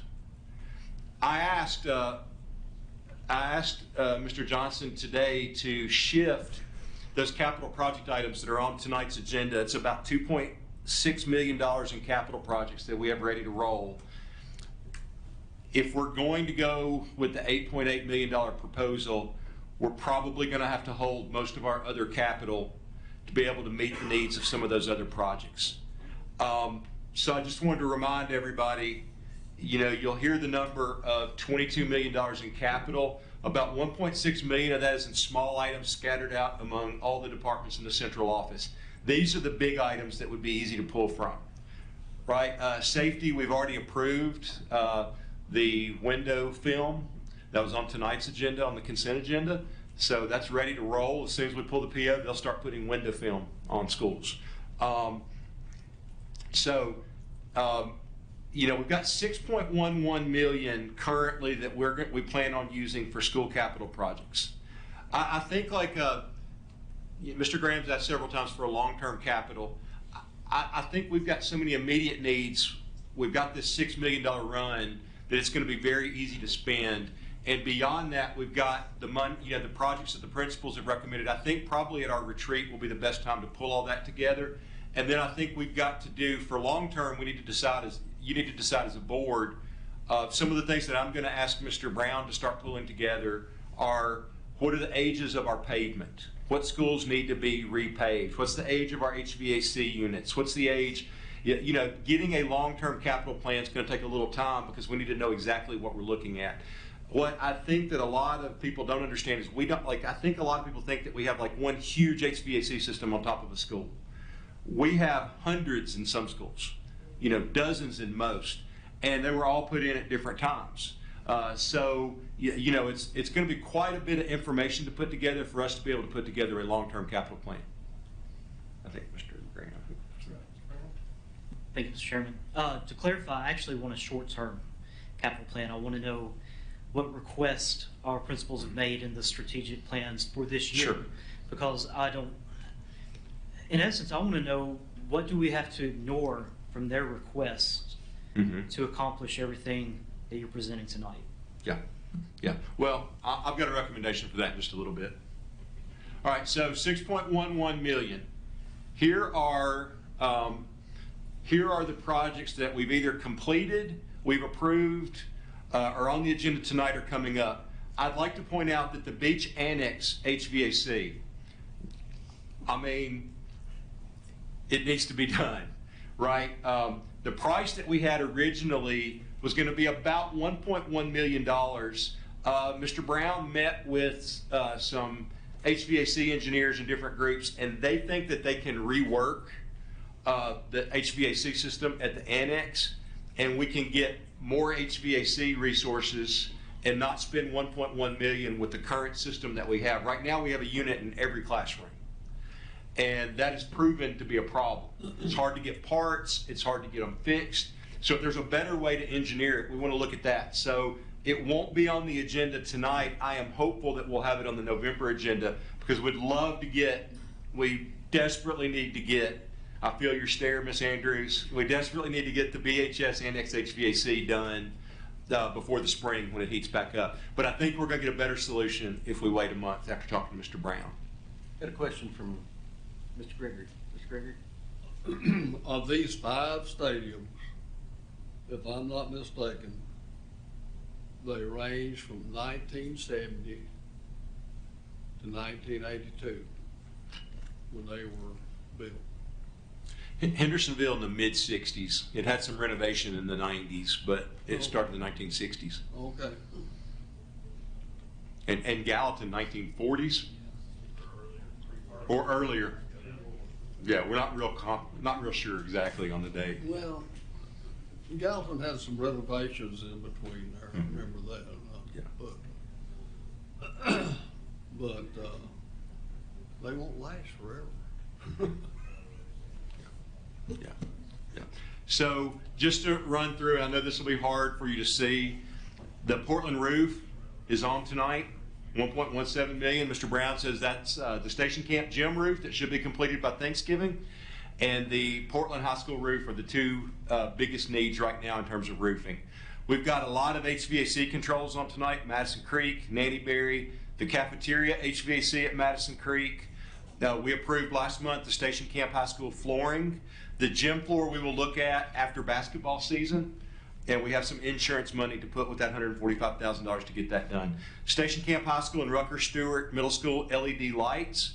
Again, this will save money in the long run as they're much more energy efficient. They're also much brighter. The cooling tower is either done or close to done at Westmoreland Middle School. We've got the Beach Annex HVAC should be on next month. The White House Annex HVAC is on tonight. I want to explain, and we can certainly ask questions. This is a little bit later tonight. The white building is the athletic facility at White House High School. The reason that we're looking to air condition that is not because of football. It's because all the strength and conditioning classes are run there, and it's a safety precaution, because if you don't air condition it, you've got to leave those big doors open, and it's a safety concern. Portland West Middle School awning will be coming soon. The little gym at Gallatin High School, they have wanted that building air conditioned for probably 30 years. They use it for a lot of different things, from testing and everything else. It really expands the use of Gallatin High School. There's also some air conditioning work that needs to be done in the auditorium. Okay, and then we have about $450,000 designated for middle school and elementary school capital projects list. Mr. Graham, to your point, this is money that can be used to address a lot of those needs as we prioritize those. And again, we hope to also pull some of the items on that list included cameras, fencing, different things that we might be able to address out of Ms. Brown's security money, safety money. High school capital, we want to give $60,000 to each high school. We're asking them to prioritize fine arts unless they've invested heavily in fine arts. And we have a couple schools that put $50,000, $60,000 towards band instruments last year. If they have a higher need, we're going to allow them a little bit of flexibility on that. But I think most of our high schools are going to use that money towards fine arts. We don't want money to be an issue for a kid not to join the band. I'm hopeful next year, as part of our long-term plan, that we can look to shift that money to middle schools, because especially with band, that's where middle school interest starts. And especially in our higher poverty schools, it'd be great to encourage them to be in the band. High school capital is restricted. We've done $200,000 the last few years, but with us spending $15 million on athletic facilities, we feel confident shifting to our HVAC needs, our roofing needs, some other things like that. All right. I asked Mr. Brown, we spent just under $800,000 when we staged the bleachers and when we put in the bathroom facilities at Beach High School, when we did the demo of the visitor side at Beach High School. It's about $780,000. We pulled that out of maintenance lines. So we have depleted our maintenance accounts to cover the replacement bleachers and temporary bathrooms. We always planned, and if you notice from the very first time we made this request to move reserve funds, we always planned to replenish that money, because otherwise it's going to take a toll on our ability to do maintenance over the course of the year. So I asked Mr. Brown what that cost would be. Now this is not something that's going to start tomorrow. We're talking more towards the end of the year. So if we can get, the budget committee's, I did not hear in the budget committee's recommendation replenishing the $800,000 in maintenance money. I just heard 8.8. Now I listened to it a couple times, so I don't think I missed this. But the $800,000 pretty quickly is essential, because otherwise we're going to hit delays in, I want to say Mr. Brown's team has already had 5,900 work orders put in. They've completed, I think, 4,200 of those orders. Some are longer term and take more time. They are constantly working to meet and fill the needs of our schools. Now that includes everything from light bulbs and ceiling tiles to more significant issues with plumbing or roofing or things like that. For instance, they were out, we had someone sneak into Hendersonville High School over the weekend and test in the new labs, test the emergency showers. The emergency showers work really well. They were very successful. But you know what? The maintenance team got out there fairly quickly. They stopped a major disaster underneath. They cleaned the floors. They checked the cameras. There'll be some restitution coming. I would warn anybody thinking about doing vandalism at a school, it's HD cameras now, and they're everywhere. But our maintenance team does so many things, and they do it quickly. Now, we've obviously, with the loss of a significant amount of experience with our HVAC team, we're having to outsource more of that work. It costs more, and we have to have that money available to be able to meet the needs. Carpentry, electrical, electronics, plumbing, all those things will be restricted if we don't replenish those funds. All right, my recommendation for you to wrap this up is to reapprove the $15.8 million transfer of funds from reserves to our capital and maintenance lines. I want to address why I requested that to be put back on the agenda. I'm a little concerned that with Mr. Presnell's opinion that the county commission does not have line item veto on a transfer request from the school board.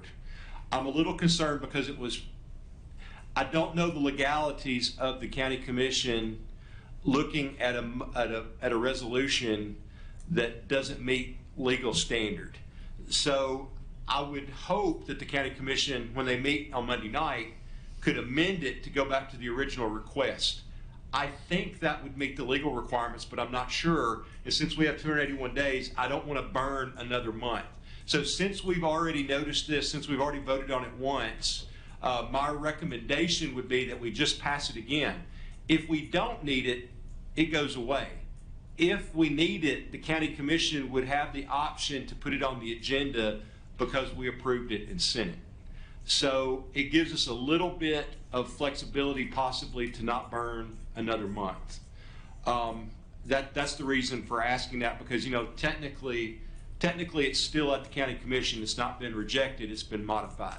But we've got a question about whether the county commission has the authority to do that and what are the outcomes of that. I would prefer not to have to engage in legal conversation about it. I know Mr. Presnell reached out to Mr. Sittler today. I hope we can work something out because nothing slows down a process like legal action. I prefer just to have the most options available for us to be able to move quickly. I would recommend that we continue to work to replace our damaged bleachers and address the needs of our school communities. I think we have to stick with the 15.8 million. I don't think that 8.8 meets the needs of our communities. And I think the track at Gallatin and the track at Station Camp is every bit as much of a need as the stadium and other athletic facilities are. And I think we've got the opportunity to save a lot of money in the long run. My concern, when we heard comments about let's just replace the bleachers, my concern with that is that then we are replicating the same problem from the last 50 years. We are building state-of-the-art facility bleachers and doing nothing underneath and turning it back over to the booster clubs and saying, now you've got $500,000 or more of work to do to build bathrooms, to build concession stands, to build dressing rooms, to build storage rooms. It's hard to raise money to build those things. And then we are passing a policy tonight, hopefully, to inspect facilities. The county is now taking over a much more significant role in inspecting and maintaining our facilities than we have in the past 50 years. It's the right thing to do, but it is taking on a lot more. We need to get it right the first time before we assume the responsibility for that maintenance. I also think that continuing work on completing planned capital and maintenance projects in our schools across the county.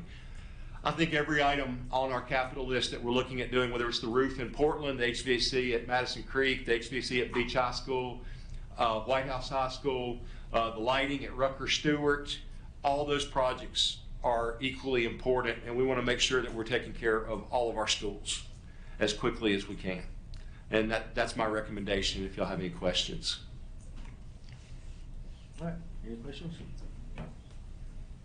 Mr. King? Yeah, I just want to ask about this legal issue, and you said that Mr. Presnell spoke to Mr. Sittler.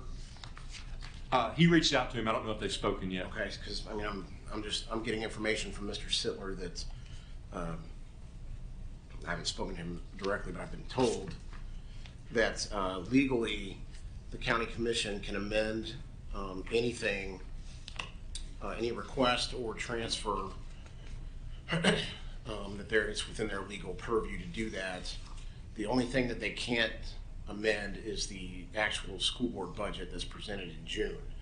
So that's an up or down vote, but everything else, and this is according to the Financial Management Act of 2012, that basically states that.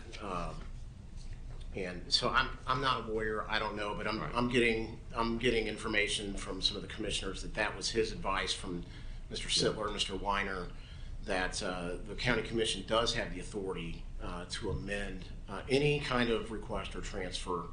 The only thing they can't amend or adjust is the actual budget that's presented in June. Well, I can tell you, I'm also not an attorney. I don't know if Mr. Presnell's still on the phone. Okay, what's that? He's sitting right here. Okay. I don't know if he wants to answer this. I can tell you that from what we received today, that statutory law, the private act that Sumner County is governed by, and there's an attorney general opinion that all states that the county commission cannot take that action. So Mr. Presnell is happy to let him speak. Yes, this is Todd Presnell. I agree with Mr. King that the 2012 Finance Act, Section 15F, says that initial budget adopted should be adopted or rejected in total. But then Section 18C of that act speaks of transfers and amendments and does not alter the language of 15F. And then Tennessee Code annotated. So the legislature, Section 59407C, talks about amendments being either approved or rejected. And so I did reach out to Mr. Sittler today. We have not connected, but I do plan to discuss this with him. Okay. kind of hard to hear him. Yeah. So can you repeat what he said about the Financial Act of 2012? Jeremy, can you put the microphone closer to, maybe take off the charger? See what we can do. Can you repeat all that, Todd, see if I can hear you a little better? Yes. I'll speak a little louder. The section 15F of the 2012. There we go. Okay, section 15F of the 2012 Finance Act talks about the initial budget of the board being adopted or rejected in total. But then 18C of the same act talks about transfers or amendments being submitted to the budget committee. It does not alter the language that the budget must be adopted or rejected in total. And that's buttressed by Tennessee Code annotated section 5-9-407C, which speaks in terms of the amendments for this type of request being either approved or rejected.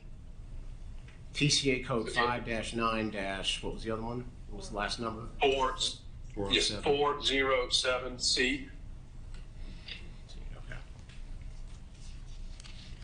And my last comment was that I did reach out to Mr. Sidler today, but we have not connected, but I plan to speak with him. Okay, so I mean, just sounds like there's, some question there, but I appreciate that input. Thank you. Thank you, Mr. King. Thank you, Mr. President. And you cleared. Anything else? All right. No, I think Mr. Graham? Oh, I'm sorry, Ms. Hayes. Mr. Graham. Mr. Graham. Me? Yeah. Okay. So if we vote again to send the 15 million, is that not just taking more time? Because I can't read a crystal ball, but I don't know that the county commission is going to do anything different than what's already happened. I think by putting it on the agenda tonight, this is my recommendation, the 15.8 million. I put it on the agenda tonight because the school board could vote to go with the 8.8 million. Either way, it would speed up the resolution, because if you wanted to offer an amendment to reduce it to the 8.8 million, you could certainly do that. And if it passed, then that would actually speed up the process. Right. So, when we have a discussion in here and someone makes a motion and it fails, we can't really bring it back up unless the prevailing side, makes that motion again. Does that not work the same way when we move a request to the county commission and it fails? You see what I'm saying? Like, I just don't. I know that if I proposed a policy in here and it failed, I can't propose that same policy month after month after month in hopes that one day it's going to pass. I mean, legally you could, but I think this would be different because this is a different governmental entity. So the school board is constitutionally elected to represent the students, teachers of Sumner County, just as the county commission has a broader call. So you could, certainly happened in the past where the school board has had something rejected by the county commission and they sent it back.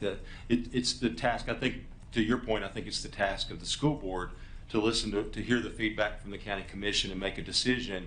Are there things that we want to change, or do we want to send the same thing back? I thought it was important for us to look at it tonight. My recommendation would be to look at it. My recommendation is to send it back at 15.8 million, but it certainly would be open to any amendments if y'all wanted to lower the amount. Well, just hypothetically speaking, let's say that we as a board vote again to send $15.8 million to the county commission. And let's say it goes through the hoops and it fails again. Where are we? We're back to the same place. So what would be plan B? I have no idea what the county commission is going to do. I think that, this is democracy. I think it's why we let the people speak. I think this is probably the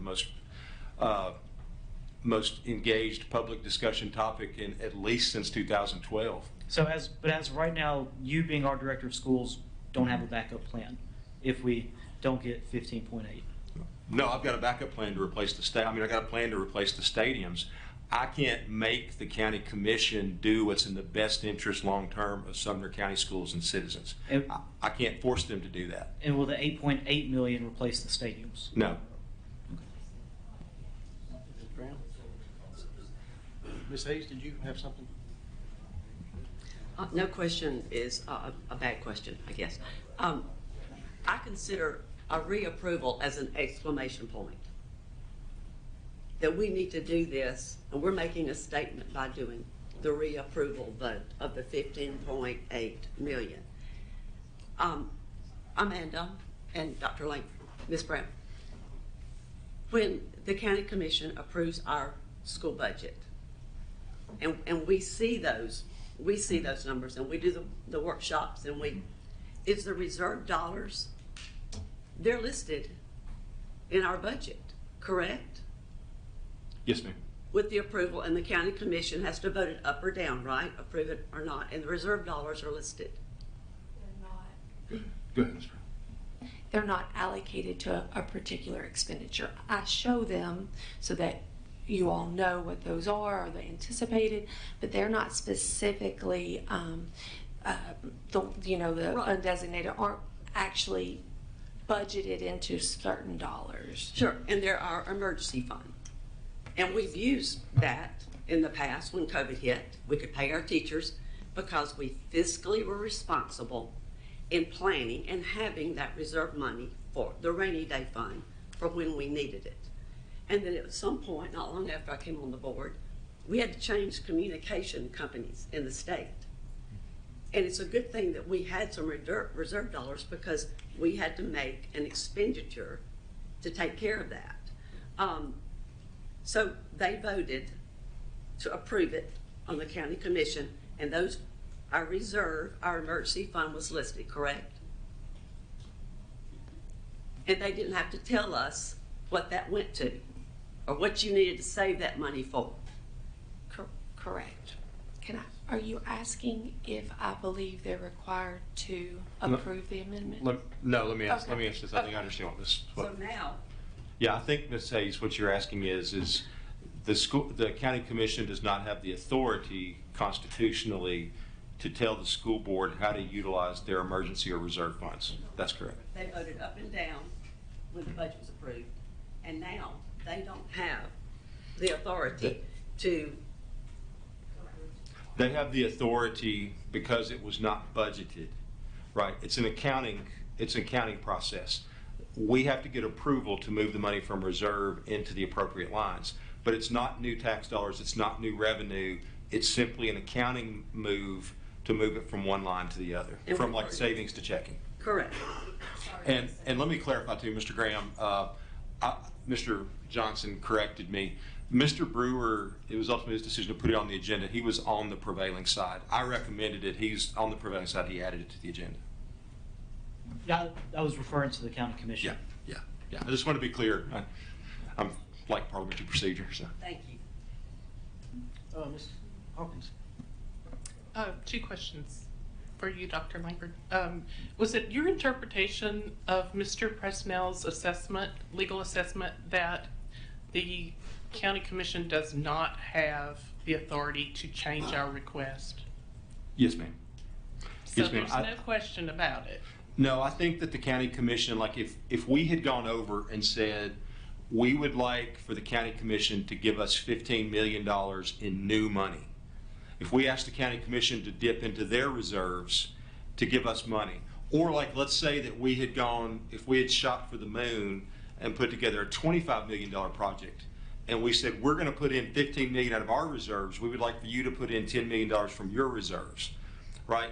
They would have been completely in line to say, we're not going to give you 10, we're going to give you 0 or 2 or 5 or 8 or whatever. But my interpretation of Mr. Presnell's advice is that since it's a transfer, it's an accounting move from one fund to the other, it's an up or down vote, not a you can move this but not that. So that would be giving them line item veto power. So that's really a moot point about whether or not we accept the 8,000. It's an illegal request from the county commission. That's Mr. Presnell's opinion. Okay.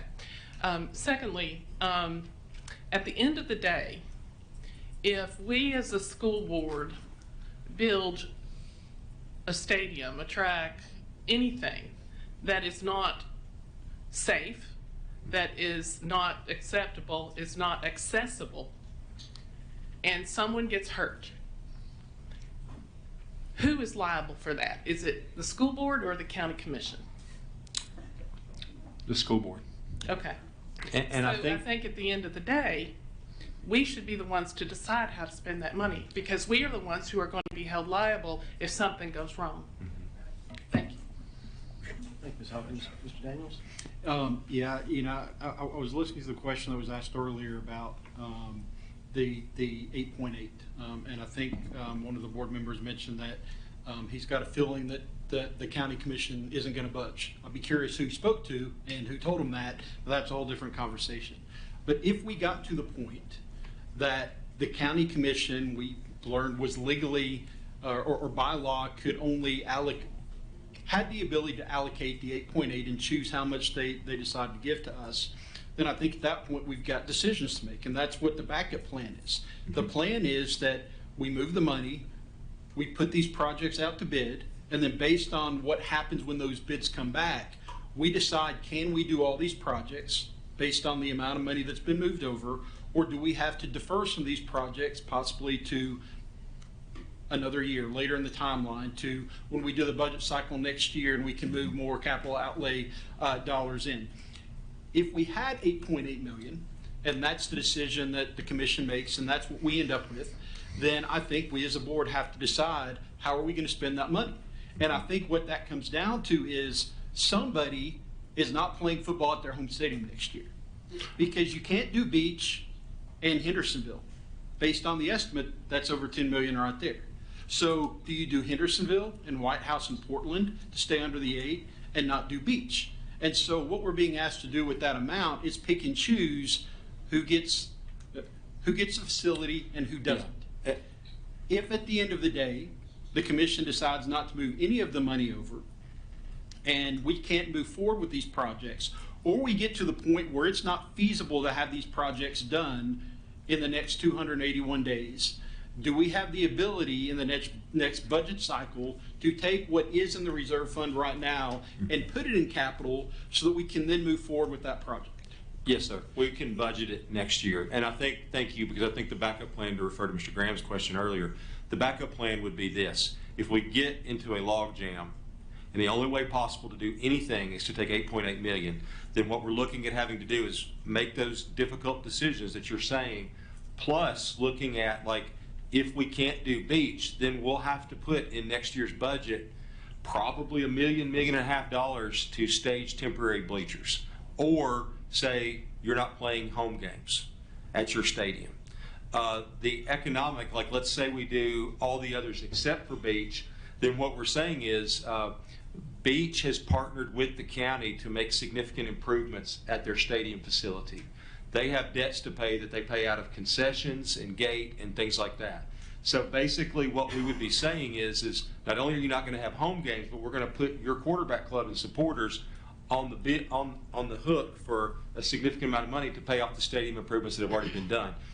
Hendersonville would be in the same boat if you leave Hendersonville out. Portland would be in the same boat. White House would be in the same boat. So yeah, it's one of those things where I think, you know, we're caught in this, as Mr. Haygood mentioned, we're caught in this Gordian knot of saying, you know, there's no trust between the school board, the county commission, and Dr. Langford. I've said all along, I'll take all the responsibility to get these done. I'll own every bit of it, and I'll represent y'all to the very best of my ability. I'll meet with anybody, I'll share any document, I'll share any price as soon as I get it. I feel like I've dealt in good faith. But I will also say that if we get into a contest of trying to say, well, we kept the school board from recklessly spending $7 million, it's not reckless spending. It's metal, it's aluminum, and it's opportunity for kids who have 4 calendar years to make their dreams for their high school days.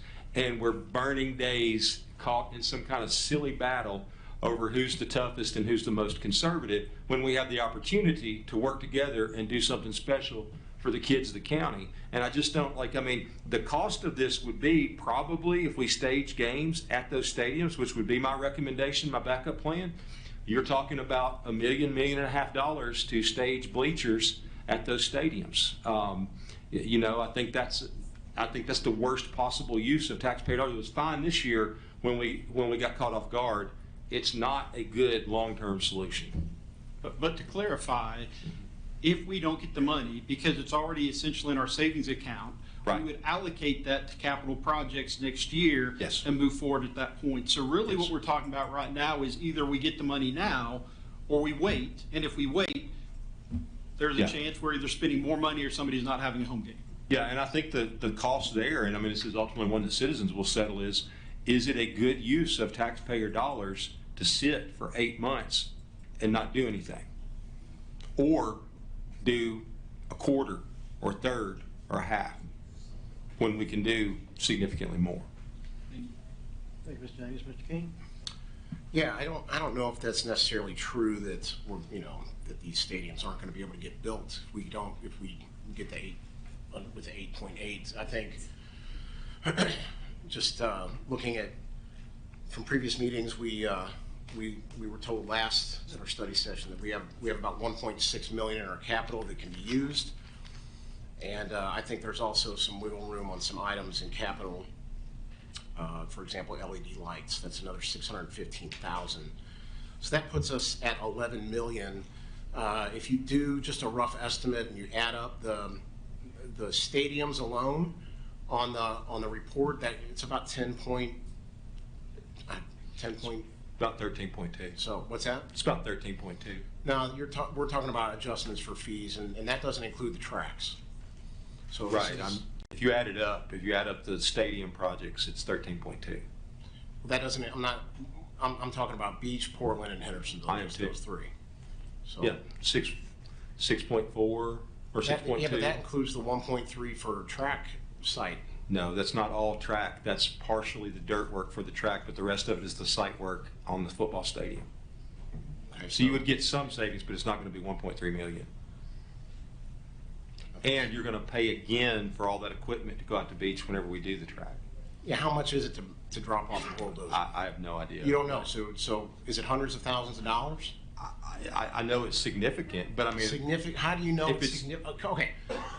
This is what I have an issue with. You say I know it's significant, but then I ask for an amount. Tell me a ballpark. Well, how much is it to drop off some bulldozers? I can find out, but I can tell you. Well, then don't tell me it's significant. If you won't interrupt me, I will finish my sentence and I will try to explain what I was saying to you. Okay. What I'm saying is that the architect and several other construction folks that I've talked to says that there's a significant cost to bringing out bulldozers and skid steers. You pay that price either once or you pay it twice. I don't have a dollar amount for that. I'd be happy to get it for you, but I don't have it with me tonight. As I've said all along, if there are questions that you have or prices that you want, I'll be happy to try to get it, and I've done that consistently. I don't have that price tonight, but I will be happy to ask and get that price for you. But I can tell you that the 1.3 million is not all just roughing in a track around the practice field at Beach High School. All right.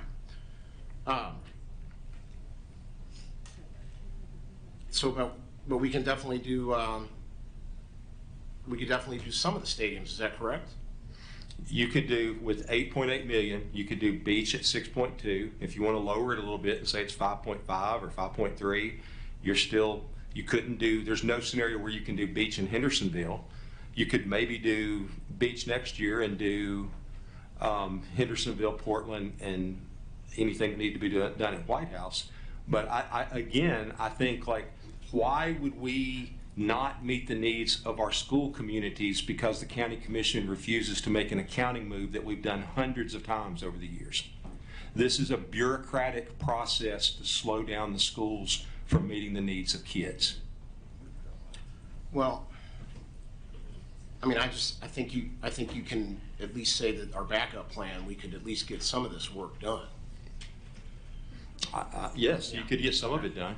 So I think we could possibly get work started on all of these within that scope, within 11 million. If let's say they don't pass the 15.5, okay, and there's we find out that there's some legal you know, that's legally they have the authority to adjust it or whatever. If that's what we have, then we have to work with that. And like you said, what do we prioritize? And I would say that we prioritize the stadiums first. I mean, I think everyone's in agreement on that. You know, I don't think that you have enough money with $8.8 million to complete the work at the 3 stadiums. So you have to make a choice about which ones that you're going to do. Or I don't think it makes good sense to start all 3 without the money to finish. That's happened to us decades ago on other projects, and we end up with things like the gym at Station Camp that's not regulation size. At that point, they didn't have any choice because the commission would only allocate so much money. They had to do that because it was a tough decision that they had to make because they didn't have any more money.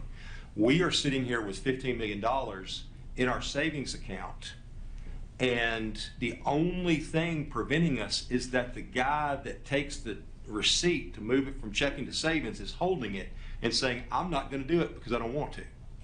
That's the difference, right? Like the money is there. We can allocate it in 8 months and do this. I don't know that it makes any sense for taxpayers or anyone to start 3 projects knowing that we may or may not have the money. I don't think you will get serious contractors that will bid these projects on the hopes that we'll pay them on the back end of the project. They have lots of jobs that they can do commercially. It's slowed down a little bit, but not enough for them to risk their time and money to do that. I just don't think it's, I can't say in terms of my recommendation that I would recommend that the school board either choose one of the projects or choose to start all 3 without the money to finish. And I think, you know, in previous study, at the study session, we had several comments about moving money out of other budget lines like payroll or utilities or things like that. That would also require us to go to the county commission and ask them to move that money. I don't think if they won't move it out of savings to checking, I don't think that they would move it any more easily out of other lines into it. And if they did, it highlights the point that this is some process other than what's best for the kids of Sumner County, because it's strictly holding us hostage with an accounting maneuver. okay, well, you know, the math I'm looking at is roughly around 12.2 for just the stadiums. I mean, but that's still 4 million shy. I understand that, but, well, now it's about 3 million, because we're looking at, if we have 11 million right now that we can start with. You're presuming that we can take 1.6 million out of a site development line? No, we can take 1.6 out of our current capital that you said we have that we can use. We also have 615,000 we can use that, you know, for LED lights that we can maybe just hold off on. And then we have, if they approve 8.8 million, that's what we have to work with. My concern for that is that we dig ourselves deeper in a maintenance hole, because we need to continue to meet these ongoing needs as they come up. We already have a lot of maintenance that we need to catch up on, right? Yeah, but we've already earmarked a lot of that. 1.6 you said was available for us to use. I didn't say that. Ms. Brown actually concurred with that. She said that we have 1.6 that we can use. No, I never said that. I'll show you the slide. I mean, we've got. That was in the study session. I can pull up the video. I have no idea what 1.6 million you're talking about. We said, I believe that in site development and some of the others, there might be money at the end of the year when we finish the new schools, but it won't be. I believe we were told we have 1.6 million that we can use. In fact, you made a mistake and said that we can't use the 1.6 million, and then she corrected you and say, no, we can, and you said, oh, okay, well, then we can use that. No, I don't remember saying that. If I did, then that was inaccurate. Go ahead, Ms. Brown.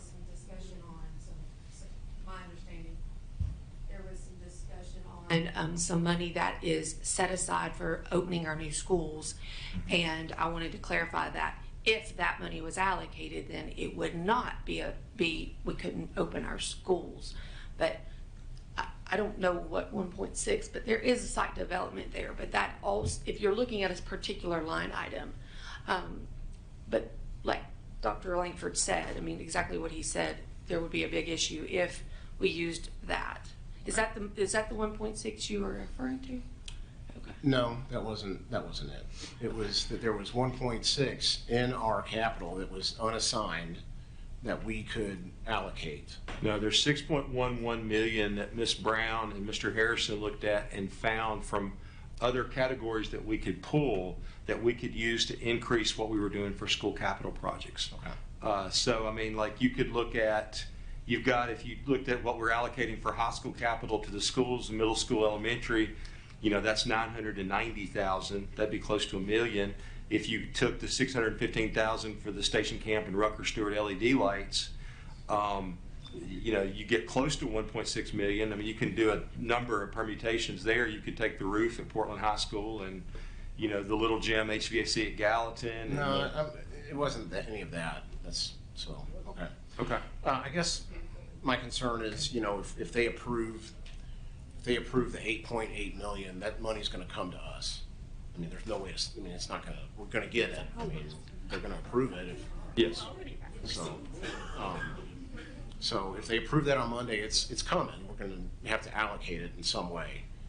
I don't know, because I don't know that I don't think, I agree with Mr. Presnell's interpretation. I think the law and the Attorney General's report are pretty clear that they don't have the authority to modify that. I think that, that would be something we would have to take up. We'll probably, if they approve the 8.8 and that's it, then we're probably looking at a legal resolution. We'll probably have a special call meeting and consider what our options are as a school board. Because if it's an illegal motion proved, we can't move forward on something that's not done legally.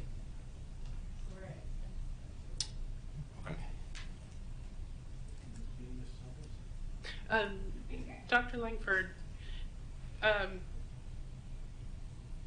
the Sumner County School capital projects that show all the different projects that are funded come to $6 million. Yes, ma'am. Slide number 15. Is that a result of your meetings with all the principals of schools that you were putting together what's the most needed right now? So, you may go to this slide. I think this is roughly about the 6.1 million. Mm-hmm. It's not quite 6.1 because you never know, sometimes these things come in. Our team does a tremendous job, and a lot of times the numbers that we put up here, they come in a little bit lower, but not always. So you want a little wiggle room so that we don't promise the school something that we can't deliver on. So we've got about 6.1 million, and we're at 6.036 with these projects. These were the combination of some of these Mr. Brown has had on, Andy Brown has had on his list to be done for a while. Some are new, and then some of it is, for instance, Mr. Glasgow at Rucker Stewart, they painted the school last summer. It looks great, but when you walk in, you can tell a huge difference because it's darker because of the old lights. The LED lights have a big impact on the school. The cooling tower at Westmoreland Middle, we'd always been able to fabricate parts and fix it. We reached the end of life on that cooling tower and needed to replace it. So that was one that we didn't really anticipate, but it rose up the list pretty quickly because it was 80 degrees in some of the classrooms at I Westmoreland. understand, but Yeah. I guess my question is, are these the most highest priority Yes, needs ma'am. of our school system right now? Yes, ma'am. Mr. Brown and principals talked together. These are the highest priorities. Okay. By using the 15 million, is it with taking away from any of these needs? No, ma'am. Okay. This is in addition to that. All right. And Mr. Daniels made a point that the 15 million is in our savings account that we have been saving up for needs. We could either use it now, if cost efficiently, and meet the needs now, or we could wait a year and actually put it in our budget and use it then, and nobody can tell us no. Yes, ma'am. That's right. Okay. So the only difference in those scenarios is that we would have schools that would not be able to have home games. So It would be putting everything off for a Yes, year. Okay. My question is for anyone who is not in support of the 15 million, and instead only wanting to spend the 8 million, what is your plan for the other that's not used? Yes, ma'am. And I think I'd like to add that when you think about what our kids have been through, the kids that are seniors now, a significant amount of their schooling experience has been disrupted by COVID. We had no control over a global pandemic. We do have control over what their senior year is like. We can fix the bleachers. They can have a great senior year, or they can have one where they're playing other places or they're in stage But bleachers. what I'm saying is, we will have, what, 7 million sitting? Yes, ma'am. What is the plan? Is there some plan for that money to be used that is that because we're using it, if we're proposing that we use it for the stadiums? And I'm not asking you, Yeah. I'm asking those who do not support this, what is your plan for the rest of that money for the rest of this, for these 280 days? Thank you, Ms. Hawkins. Ms. Andrews? Yeah, this is pretty frustrating. I'm just going to be really honest. I appreciate everybody coming and speaking tonight. I think you're right. At the end of the day, this shouldn't be hard. It shouldn't. We're talking about our kids. Okay? A couple months ago, we had people on this board that were telling us we had too much money. Y'all got a ton of money. Y'all got all this money in reserves. Miss Brown did a fantastic presentation. She broke it down for us. She told us exactly where it was. And now she's told us how much money that we can use and that we can still be fiscally responsible and conservative and we can address the needs in our county. We've been told that we've been neglecting facilities. It's been happening for decades. You know why? Because in order to address things, you have to have money. The county commission and the school board, they've been fighting about money for 40 years. Someone sent me an article from the original Town of Hendersonville, City by the Lake book that documented it back to 1970. Every one of our stadiums, every facility on there has been built and done by parents. Let me tell you something. The fact that nobody was injured is by the grace of God. Okay? So we want to talk about doing something right. Let me tell you what we're going to do right. We're going to do right by our kids. I'm not going in and repairing 40-year-old bleachers that haven't been maintained because we've expected our parents who are not contractors, who have done it out of the goodness of their hearts and done the best that they can, they've not been maintained. So what are you going to go do? You can't go back 40 years and redo all of that maintenance. So what we're going to do is we're going to do it right. 40 years ago, we didn't have ADA laws. We have them now, and by George, we're going to make sure that the people that come into our stadiums, regardless of their accessibility, they can enjoy a Friday night game. They can enjoy a track meet. They can enjoy a band competition. Because the definition of insanity is doing the same thing over and over. And right now, the people in this county are insane. We're over it. We have the money to do it. And as I said, we can do it now or we can do it later. Let me tell you why we need to do it right now. There's a prime time on when you're going to take those bleachers down. And it's after the very last pass. Because then you have to the next season. We have until July 31st. Anytime after that, hey, yeah, we can start them in January. We can start them in March. You're looking at 6 to 9 months. Can you do the math on that? Let's start them in March, 6 months. Well, that's September. Do you know how much disruption that's going to make? Not just to the school campus, to the school community, trying to plan and schedule games. The only reason that this is an emergency is because of timing. We can either do it right and have the least amount of impact on our communities and on our students.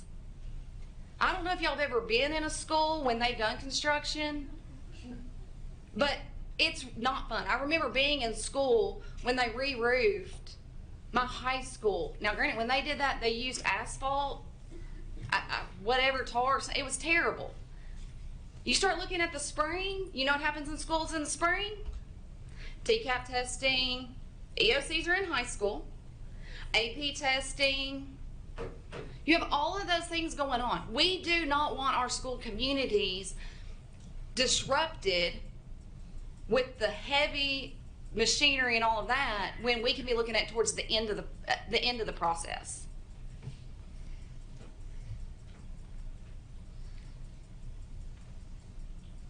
I have been fighting for our schools for 11 years. My second child was in kindergarten. She will be a senior next year. Please tell me when in Sumner County we're going to value education from the aspects from kindergarten to curriculum to athletics to everything there is to make our system the best system in the state of Tennessee. I unapologetically, that's my goal. Unapologetically, I think our kids deserve it. I want to see us to be the best school system in the state of Tennessee. It costs money to do that.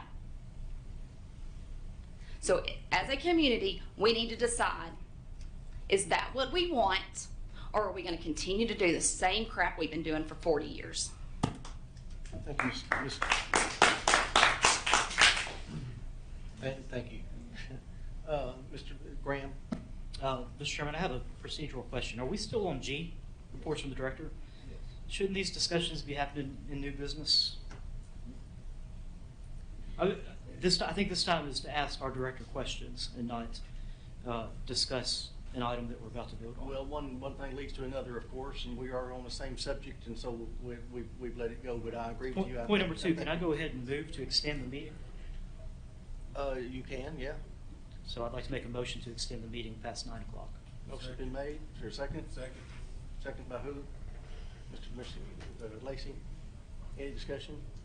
Seeing none, all in favor say aye. Aye. All opposed? Seeing none, motion carries. And I agree with you. I think it's time to move on. So that's going to conclude our item G. We're moving to item H. Discussion and interaction regarding Sumner County athletic projects. Motion to approve director's recommendation. Second. Motion to approve by Mr. Daniels, second by Ms. Andrews. Discussion, which we beat to death. So, Mr. Graham? I'd like to make an amendment to the recommendation. I'd like to amend it for the sake of just trying to negotiate and be reasonable and see what we could do to get this moving forward. Dr. Langford suggested that it would cost $13.2 million to rebuild the stadiums. And so I'd like to make that request to the county commission to see if they will provide that to us so we can get started on the stadium projects ASAP. So your motion is to change it from 15.8 to 13.2? That is correct. Is there a second? Second. Second by Mr. King. Discussion? Mr. King? Yeah, I'll make a couple of comments. You know, it was we're on the amendment now. right. Yeah, this is for the amendment because this is, you're saying the 13.2 for the bleachers for the stadiums. I just want to add a few things. You know, there's when it comes to the stadiums, the bleachers, there's, you know, I found early on there was unanimous support. In fact, I don't think you could find anyone that would dispute that we need to get this taken care of. And so it was unwavering, unanimous support, and that's what everyone thought. You know, I attended a meeting a couple Wednesdays ago at Beach with Principal Powell, Mr. Haygood, Miss Utley, Coach Crabtree, a few others, and met with them, and we discussed what needs to happen. And the sentiment was unanimous. It was, everybody agreed. It was, you know, we want a facility that meets the standards of other counties. We want, you know, we want our visitor side, home side. We want some training rooms, concessions, bathrooms. We want a visitor side locker room, all that. And the subject of a track came up, and it was all in agreement. That can wait. That's what was said. That can wait. That's not an immediate need.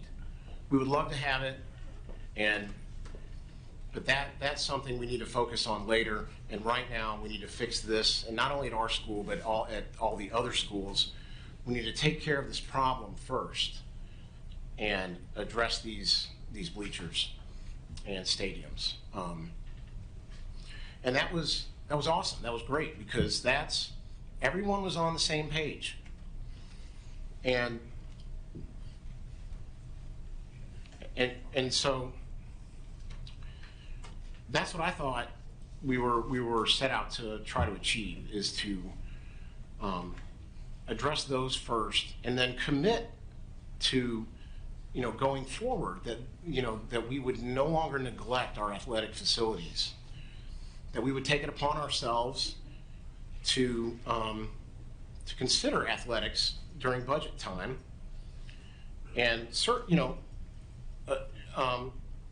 think about and plan for projects that we could do, and take those through the budget cycle over the years, in the coming years going forward.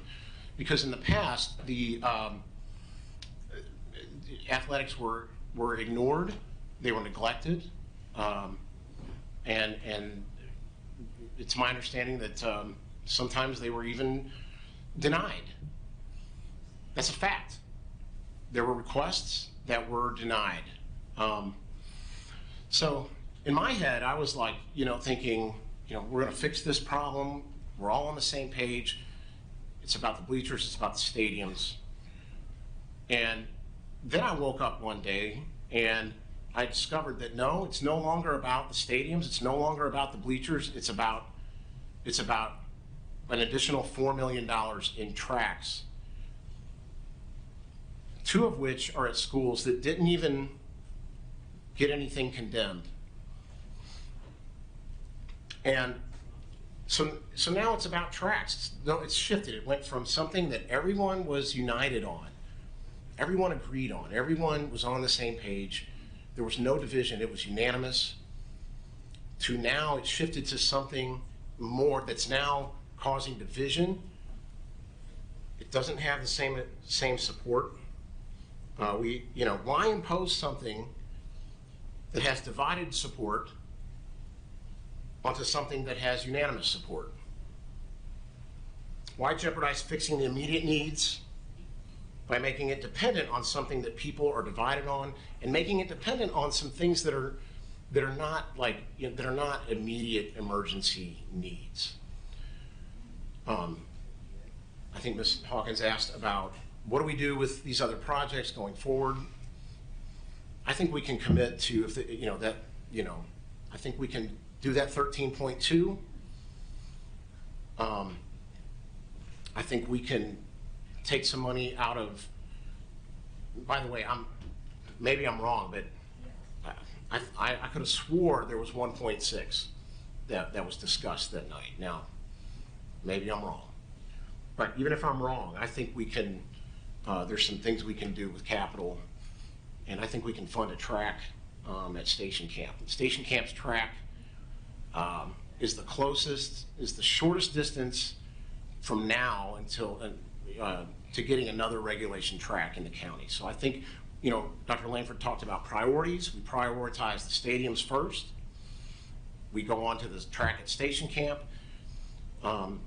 as our priorities.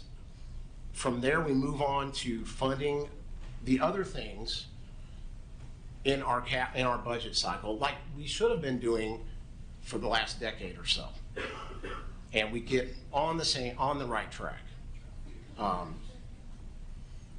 So that's what I think we should do. I think that's the right thing to do. I think that when I hear from people in the community, one of the big questions I get is why are we, if it's about the stadiums and everything, why are we funding all these tracks? And people are really puzzled by that and confused, because people unanimously want to fix the problem.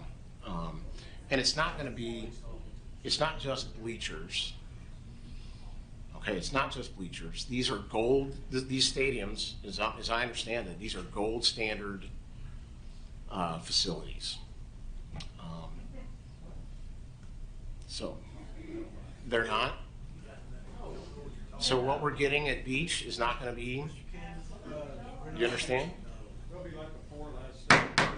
So, Audience. okay, maybe Please be gold quiet, standard isn't and the right please- term, Please but do, please do not engage the audience. You're thank speaking you, to the Mr. chair. Chairman. Thank you for that reminder.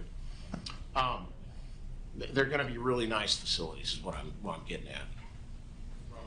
So, Audience.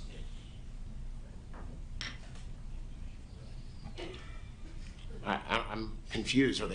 This is one of the top architectural firms that designs these things. Do they not design quality facilities? That's just a rhetorical question. Mr. Brewer, I'd be happy if you, yes, we want the best for our kids within the price range that we have. Right, so these stadiums are going to be very nice. We could certainly, you know, they're going to be safe, accessible, they're going to meet the needs of our community, and yes, they're going to, you know, we're not going to try to go back and recreate a 1975 stadium. We're going to try to build something that's current. Yeah, nobody wants that. You know, we've got the prices or the estimates.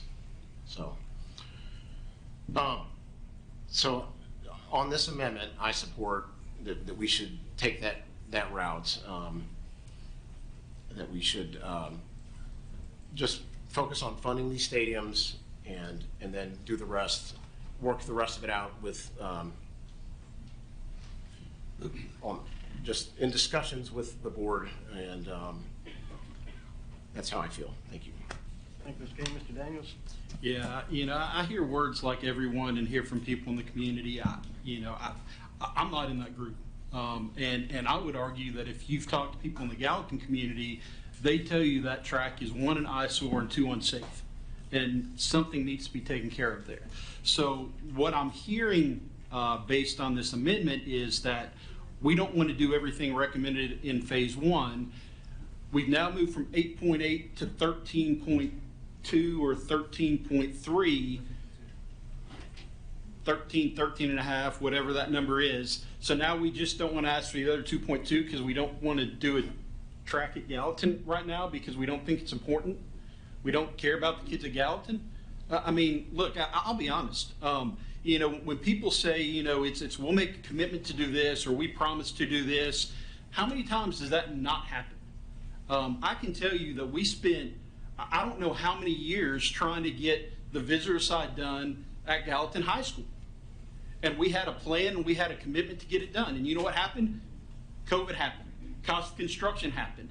And it continued to be pushed back to the next year and the next year and the next year. And by the grace of God, we got those bleachers done this year so they weren't condemned. Because I can promise you, if they hadn't been replaced, we'd be talking about money to replace those right now anyway. And what we've asked our communities to do, we look at all our sports facilities. You look at the field house at Station Camp. You look at you know, most of the sports complexes, whether it's weight rooms or batting cages or whatever it is, heck, lights at some of our schools or scoreboards. The reason those things have been neglected is because as a community, as a board, us, boards in the past, we've asked our parents and our booster clubs to take on that responsibility. We said, you know what? We don't have the money to do it. We're not going to give the money to do it. So if you want to have a football stadium, if you want to have bathrooms, if you want to have a concession stand, it's on you to make it happen. The difference between 13.2 and 15.5, we're talking about $3 million. If that $3 million is going to make the difference between whether they approve or deny, then I'm sorry. I think, you know, I think it's a terrible idea. I think it's asinine that we would argue about one more project on the phase 1 scope that we could very easily get started on with the extra money. So look, Gallatin's been overlooked a lot, and I'm nothing against Beach and Hendersonville, but when we fixed the track at Hendersonville High School, the reason we fixed the track at Hendersonville High School was because it was in the best shape at the time to have a competition level track. And that's why we put it there, with the expectation that we would then come back at some point in the future and fix Gallatin and fix Station Camp and do the track fields at some of these other schools.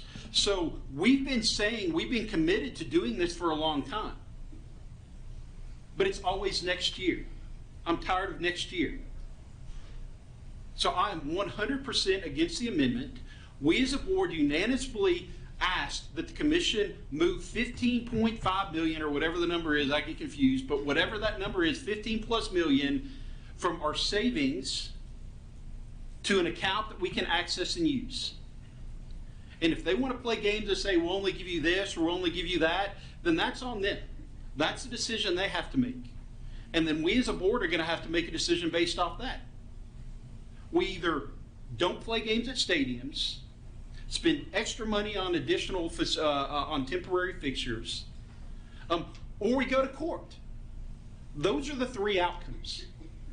And I'm not going to argue over $2 million because we think maybe that extra $2 million will make a difference.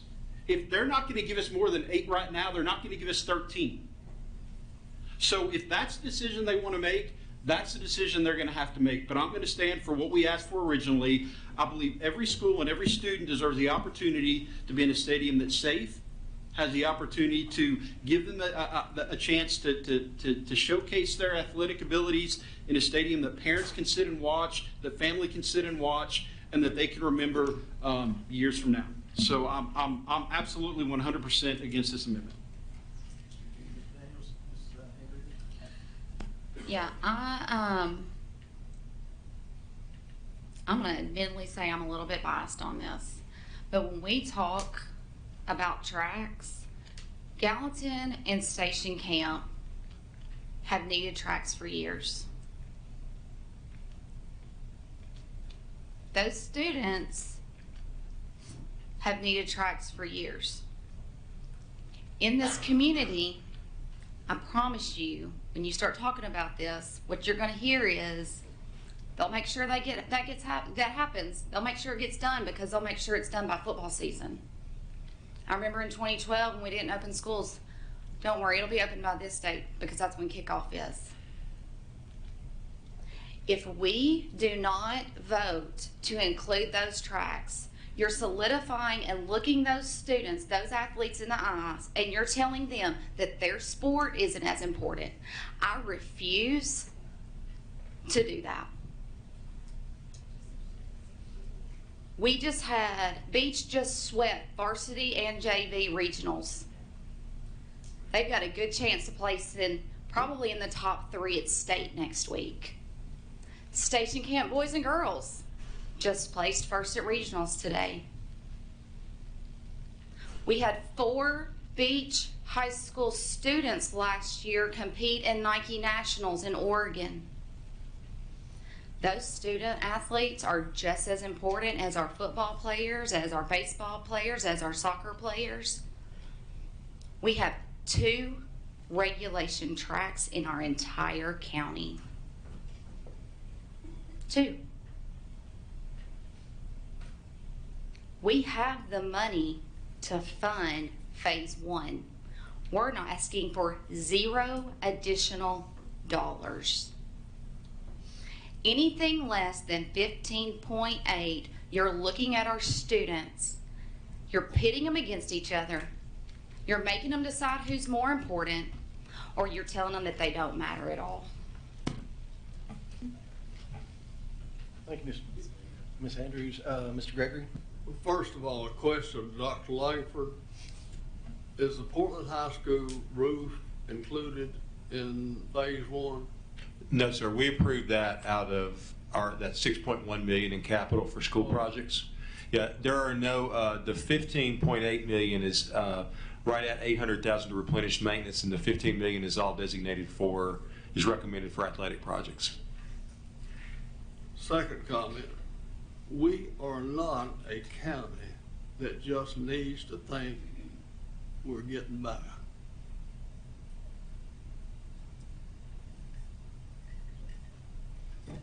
We are a county that can fund, well, we've already funded it. And I want to congratulate heavily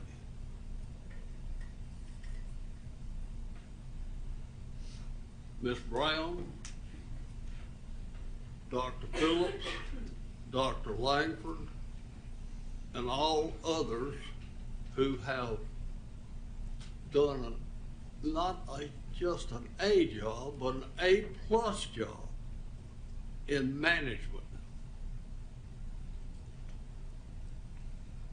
Thank you. Thank you, Mr. Gregory. Turn your light off, please. Mr. Graham? Thank you, Mr. Chairman. So, a couple things. One, I'm only suggesting the 13.2 because if the argument is that we need funding for stadiums, that's funding for stadiums. But I will say this, in regards to what some of my colleague school board members have said with Gallatin and Station Camps tracks. I appreciate everybody coming out tonight, and I appreciate the speakers, and I appreciate your involvement. In September of 2021, I sat out there too, and I stood at that podium, and as one of the speakers said, it's not easy addressing this body. And in September 2021, there was a plan coming before this school board, and some of the members who've spoken out so passionately about tracks tonight wanted to approve $3.5 million to renovate a barn. And at that podium, I sat there and I said, please don't spend that money on that project. Mr. Graham, Mr. Graham, we are on the amendment.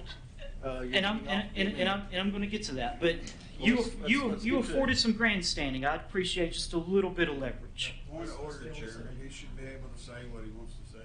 I'll take care of the meeting, Mr. Lacy. Yes, sir, but I called a point of order on you. He should be able to say what he wants to say. Mr. Graham, continue. When I brought up the track at Gallatin that night, not one person on this panel addressed it. Instead, I was lectured about vision and some type of extinct wood. When I suggested that we have a uniform final exam policy, there were members who said, we've been wanting that for years. I've only been on this board 8 months now. And I would suggest that we don't use a situation to pander. I want a track at Gallatin. I'm not familiar with Station Camp as much, but if they need one, they need one. But we need stadiums immediately. Dr. Langford 3 times in this presentation showed the graphic of how many days we have until kickoff of next season. And so I'm trying right now to be reasonable and flexible and compromise and do whatever we can to get the money for these stadiums. And then we can figure out everything else thereafter. And if 13.2 million will do it, and we send that to the county commission, and I've not spoken to anybody about who they will or won't vote. I've just simply watched the meetings as well, and I've read social media, and I've read the writing on the wall. And the writing on the wall is they're not going to approve $15.8 million. But the writing on the wall is also we need 3 stadiums immediately. And so $13.2 million will do that. And that is why I have made the motion to request that money right now. Thank you, Mr. Graham. Mr. King? Yeah, I'm just curious how many schools have softball fields? I don't know off the top of my head. I can find out. I mean, Beach does not. Gallatin does not. Hendersonville does not. No, I'm sorry. Gallatin has softball, not baseball. Okay. Yeah. Yeah. So not every school has a softball field. Correct. Okay, not every school has a track. Correct. Yeah. They have it not on campus, but they have one they're accessible to. Mr. King has the floor, Ms. Andrew. My point is that there's things that everybody wants to get, everybody wants to have, and to be equitable, that's why I'm saying I think we address the problem now. That's an agreed upon need. Everybody understands and believes and knows that we need to fix the stadiums, like Mr. Graham said. That's the immediate need. We're holding that hostage in order to get tracks, which I think, I think the county commission if you came to them and said, we just want to, right now we want to fix bleachers, we want to get some decent stadium facilities, I think there would be support for that. But because we've introduced all this other pork now with tracks and things, it's like, you know, there's questions. Now there's division on that, and it's like we took something that had unanimous support, and we've messed it up, and now it's divided. And I understand the need for a track at Gallatin and a need for a track at Station Camp, but those need to go through the budget cycle like we should have been doing all along. And again, like Mr. Graham said, these things have never been brought up in budget meetings, in budget at the school board. And now people want to, you know, pretend like they're heroes now for this, when they should have been budgeting these things for years. So I just think that we need to make this right by fixing the problems that we have, and then going through our normal process of looking at schools and their needs and prioritizing in terms of athletics, who needs what, where, and when. And then, because, you know, I'm also hearing from other communities in the north side of the county, you know, we're not getting any attention. It's just Beach and Hendersonville and stuff like that. So I think to be equitable, it's best to go through, you know, and budget these things out. Let's fix the problem now. Let's fix the main problem that everyone agrees, instead of doing political theater to, you know, to hold these things hostage with this extra stuff. I think that's a fair assessment of this. No one's against anything. No one's against building anything. No one's against tracks or any other facilities. But I just think that's the right approach. Ms. King, Ms. Hawkins? The reason that the bleachers are on this list is because they've been condemned, or they've been said that they're not safe. Yes. Yes, okay. Is the track at Gallatin High School safe? No, ma'am. Is the track at Station Camp safe? No, ma'am. So it's a problem that needs to be fixed. Like Mr. King said, let's fix the problems.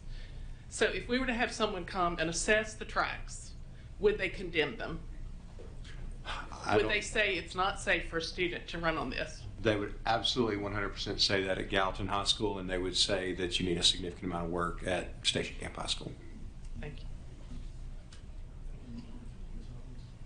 you. How long have the tracks at Gallatin and Station Camp been unsafe?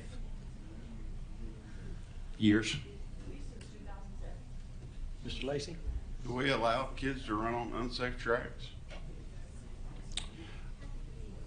Or to use unsafe tracks? I don't know how to answer that, Mr. Lacy. No. I mean, we use it. Them? We use it at Station Camp, yes, where you can, but we don't do as much competition stuff there because it's not up to the standard to be used consistently. So we've been allowing them to use unsafe tracks. Is No, what I'm asking. no, So we're they're not. not unsafe. I don't know, Mr. Lacy. The question is so I'll just give you a rundown. September 7th, we brought together teams from each community, each high school community. We got a principal, we got the athletic director, we got the head football coach, head track coach, head cross country coach, 3 to 5 parents and boosters from each school.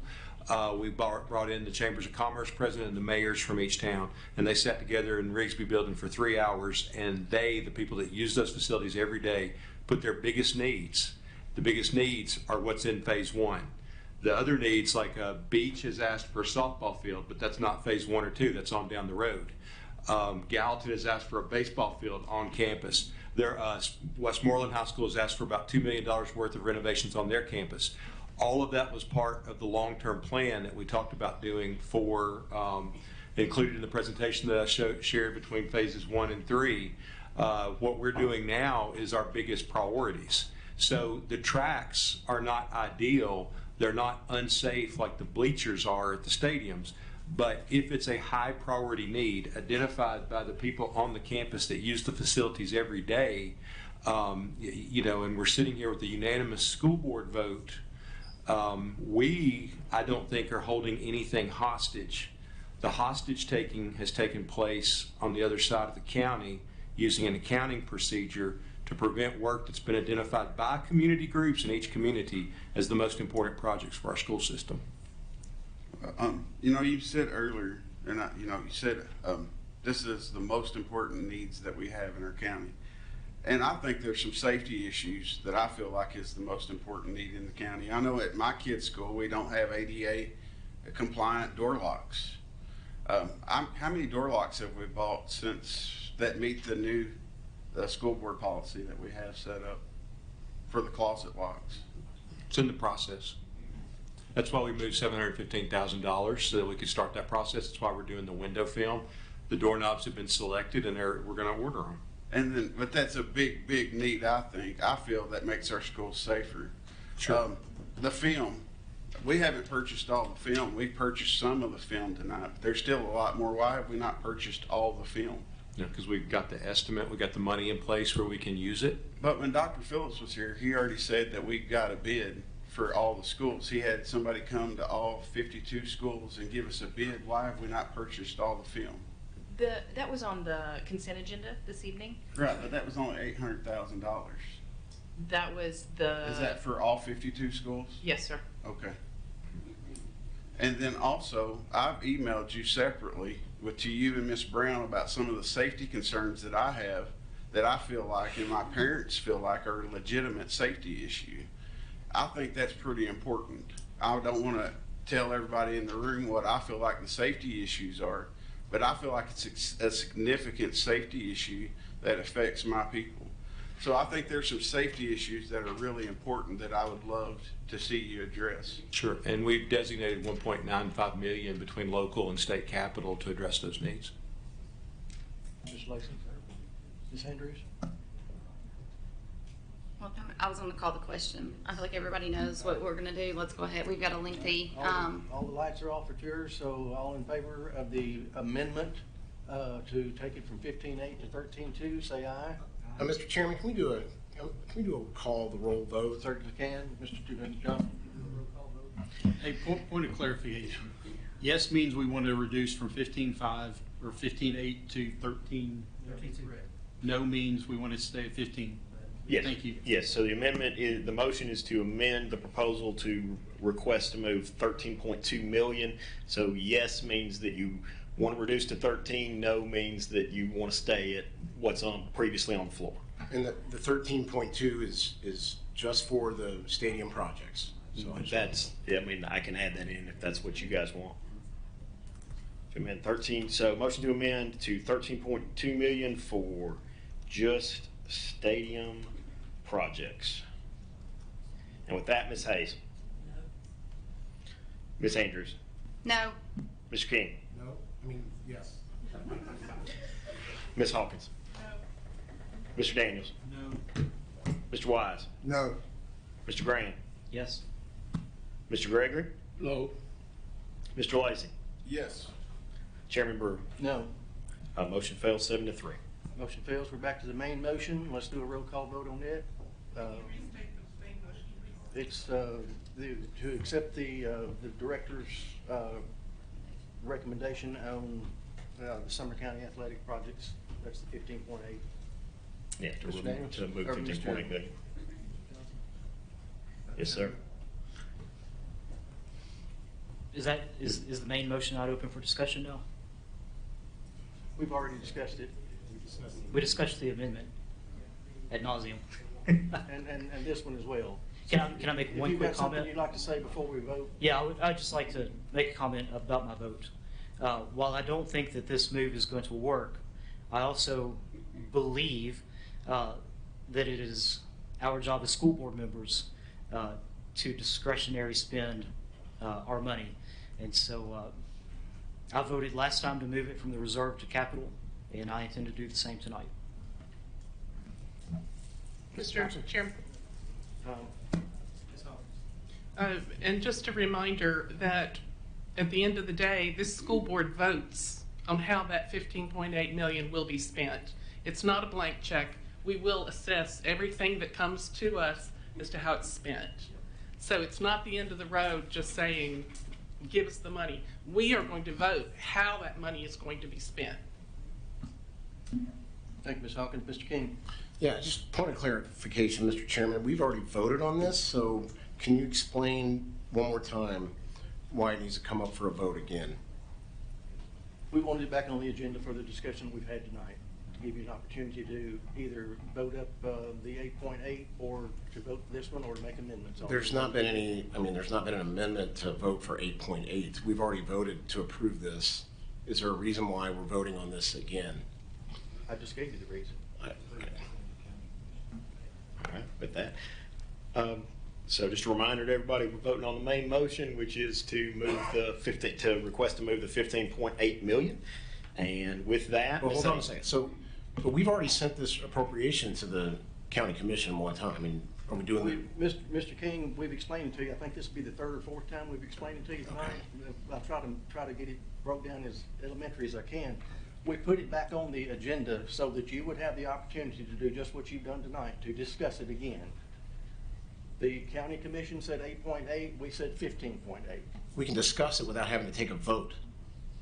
We don't have to vote to approve this. We've already done that. Well, we're going to vote on it anyway. That's the chairman's prerogative, and I've decided to do that, and that's what we're going to do. And we're going to vote on it, and we're going to do it now. I just want to point out my protest to that, because I just feel like that is political entrapment. That's what I think. Chairman, can I ask one question? Will it have to go back to budget and the education committee again? All right, Ms. Hayes. Ms. Andrews. Yes. Mr. King. No. Ms. Hawkins. Yes. Mr. Daniels. Yes. Mr. Wise. Yes. Mr. Graham. Yes. Mr. Gregory. Yes. Mr. Lacy. No. Chairman Brewer. Yes. Motion carries 8-2. Next item on the agenda is discussion and interaction regarding design fees for the Sumner County athletic projects. Is there a motion? Motion to approve. Motion approved by Mr. Daniels. Second. By Ms. Andrews. And I'd like to Discussion on discuss. Mr. Burke, can I ask, in this motion, if we could say this is pending approval from the county commission? Yes. Okay. All right, discussion on that. Seeing none, all in favor say aye. Aye. All opposed? Seeing none, motion carries. Next item, discussion and interaction regarding bids for Sumner County capital projects. Motion to approve. Motion approved by Ms. Andrews, second by Mr. Daniels. Discussion? Seeing none, all in favor say aye. Aye. All opposed? Seeing none, motion carries. Next item, discussion and interaction regarding technology for Liberty Creek Middle School and White House Intermediate School. Is there a motion for a motion? Motion to approve. Motion approved by Mr. Daniels, second by Ms. Andrews. Any discussion? I do have a quick question. Ms. Andrews. Earlier this evening, Dr. Langford, you said something about us pivoting with this. Are we doing this, or was there something else with like the Liberty Creek that we were going to look at so that we can address playgrounds? This is just, has nothing to do with playgrounds. We're working on that in the design process. I'll be able to give you an update on that probably in a month or two. This is just, we don't purchase the technology on the front end of a new school construction because it'll be outdated by the time we build. So this is cameras, internet drops, access points, switches, sound systems. It's all not like computers, but it's all the technology inside the school, fire alarms, all that. I just want to make sure that I felt like there was some discussion with that. I just want to make sure I was. Right. Thank you, Ms. Andrews. All right, all in favor say aye. Aye. All opposed? Seeing none, motion carries. Next item, discussion and interaction regarding the gas utility easement at Knox Dallas Middle School / Burris Elementary. Motion to approve by Mr. Wise, second by Mr. Gregory. Any discussion? Seeing none, all in favor say aye. Aye. All opposed? Seeing none, motion carries. Next item, discussion and interaction regarding revision to policy 1.400, school board meetings upon first reading. Mr. Burr, I'd like to make a motion to group and approve and waive second reading for items 6 through 10. I do believe those are just updating to current practice or state law. Motion has been made to group items 6 through 10. Second has been made by Ms. Hayes. Any discussion on the grouping? Seeing none, all in favor of the grouping say aye. Aye. All opposed? Seeing none, motion carries. All in favor of the group items 6, 7, 8, 9, and 10. And waiving second reading, say aye. Aye. All opposed?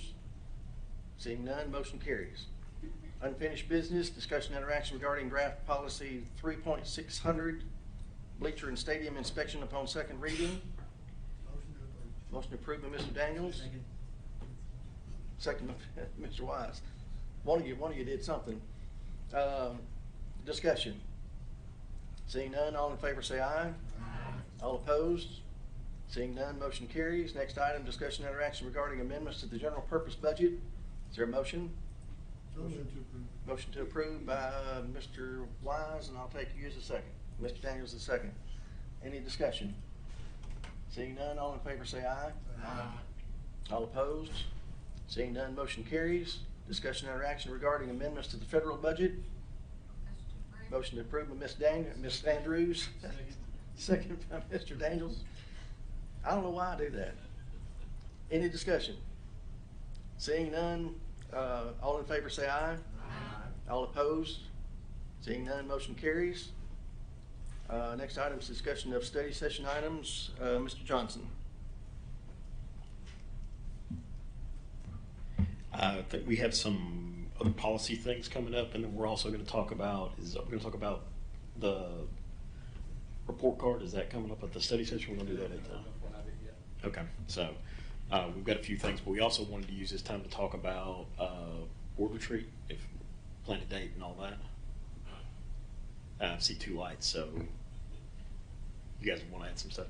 I just want to make sure that we will have the calendar on November. We were having lots of questions about the calendar, and so I know people are anxious to see that, so I'm hopeful that calendar will be on November study session. So, Yeah, okay. we'll make sure that's on there. All right. That was also my concern. Okay, perfect. We'll have it on. All right, got the calendar on there. Next item is communication from board. Mr. Lacy, we'll start with you tonight. No comments. Mr. Gregory? No comment. Mr. Graham? Nothing, sir. Mr. Wise? No comment. Mr. Daniels? No comment. Ms. Hawkins? Mr. King? No comment. Ms. Andrews? I just want to say congratulations to our cross-country teams and our cross-country runners who qualified for state, and good luck next week.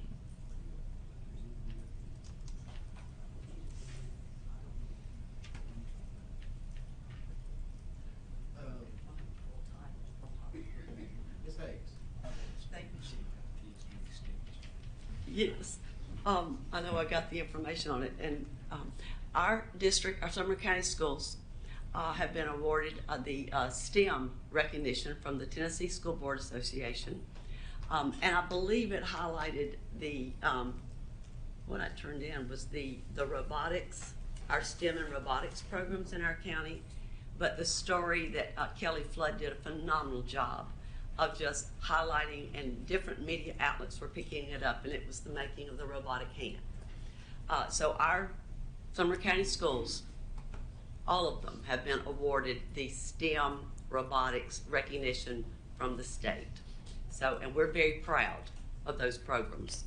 So, thank you, Chairman. Thank you, Mr. Okay, Ms. Hawkins, we'll come back to you then. I just want a shout out to the Gallatin High School volleyball team for making it to the sectionals. I went to that game and it was a lot of fun, and they worked really hard. So good job, Gallatin. Thank you, Ms. Hawkins. That brings it to the chair, and I have no comment. We are adjourned.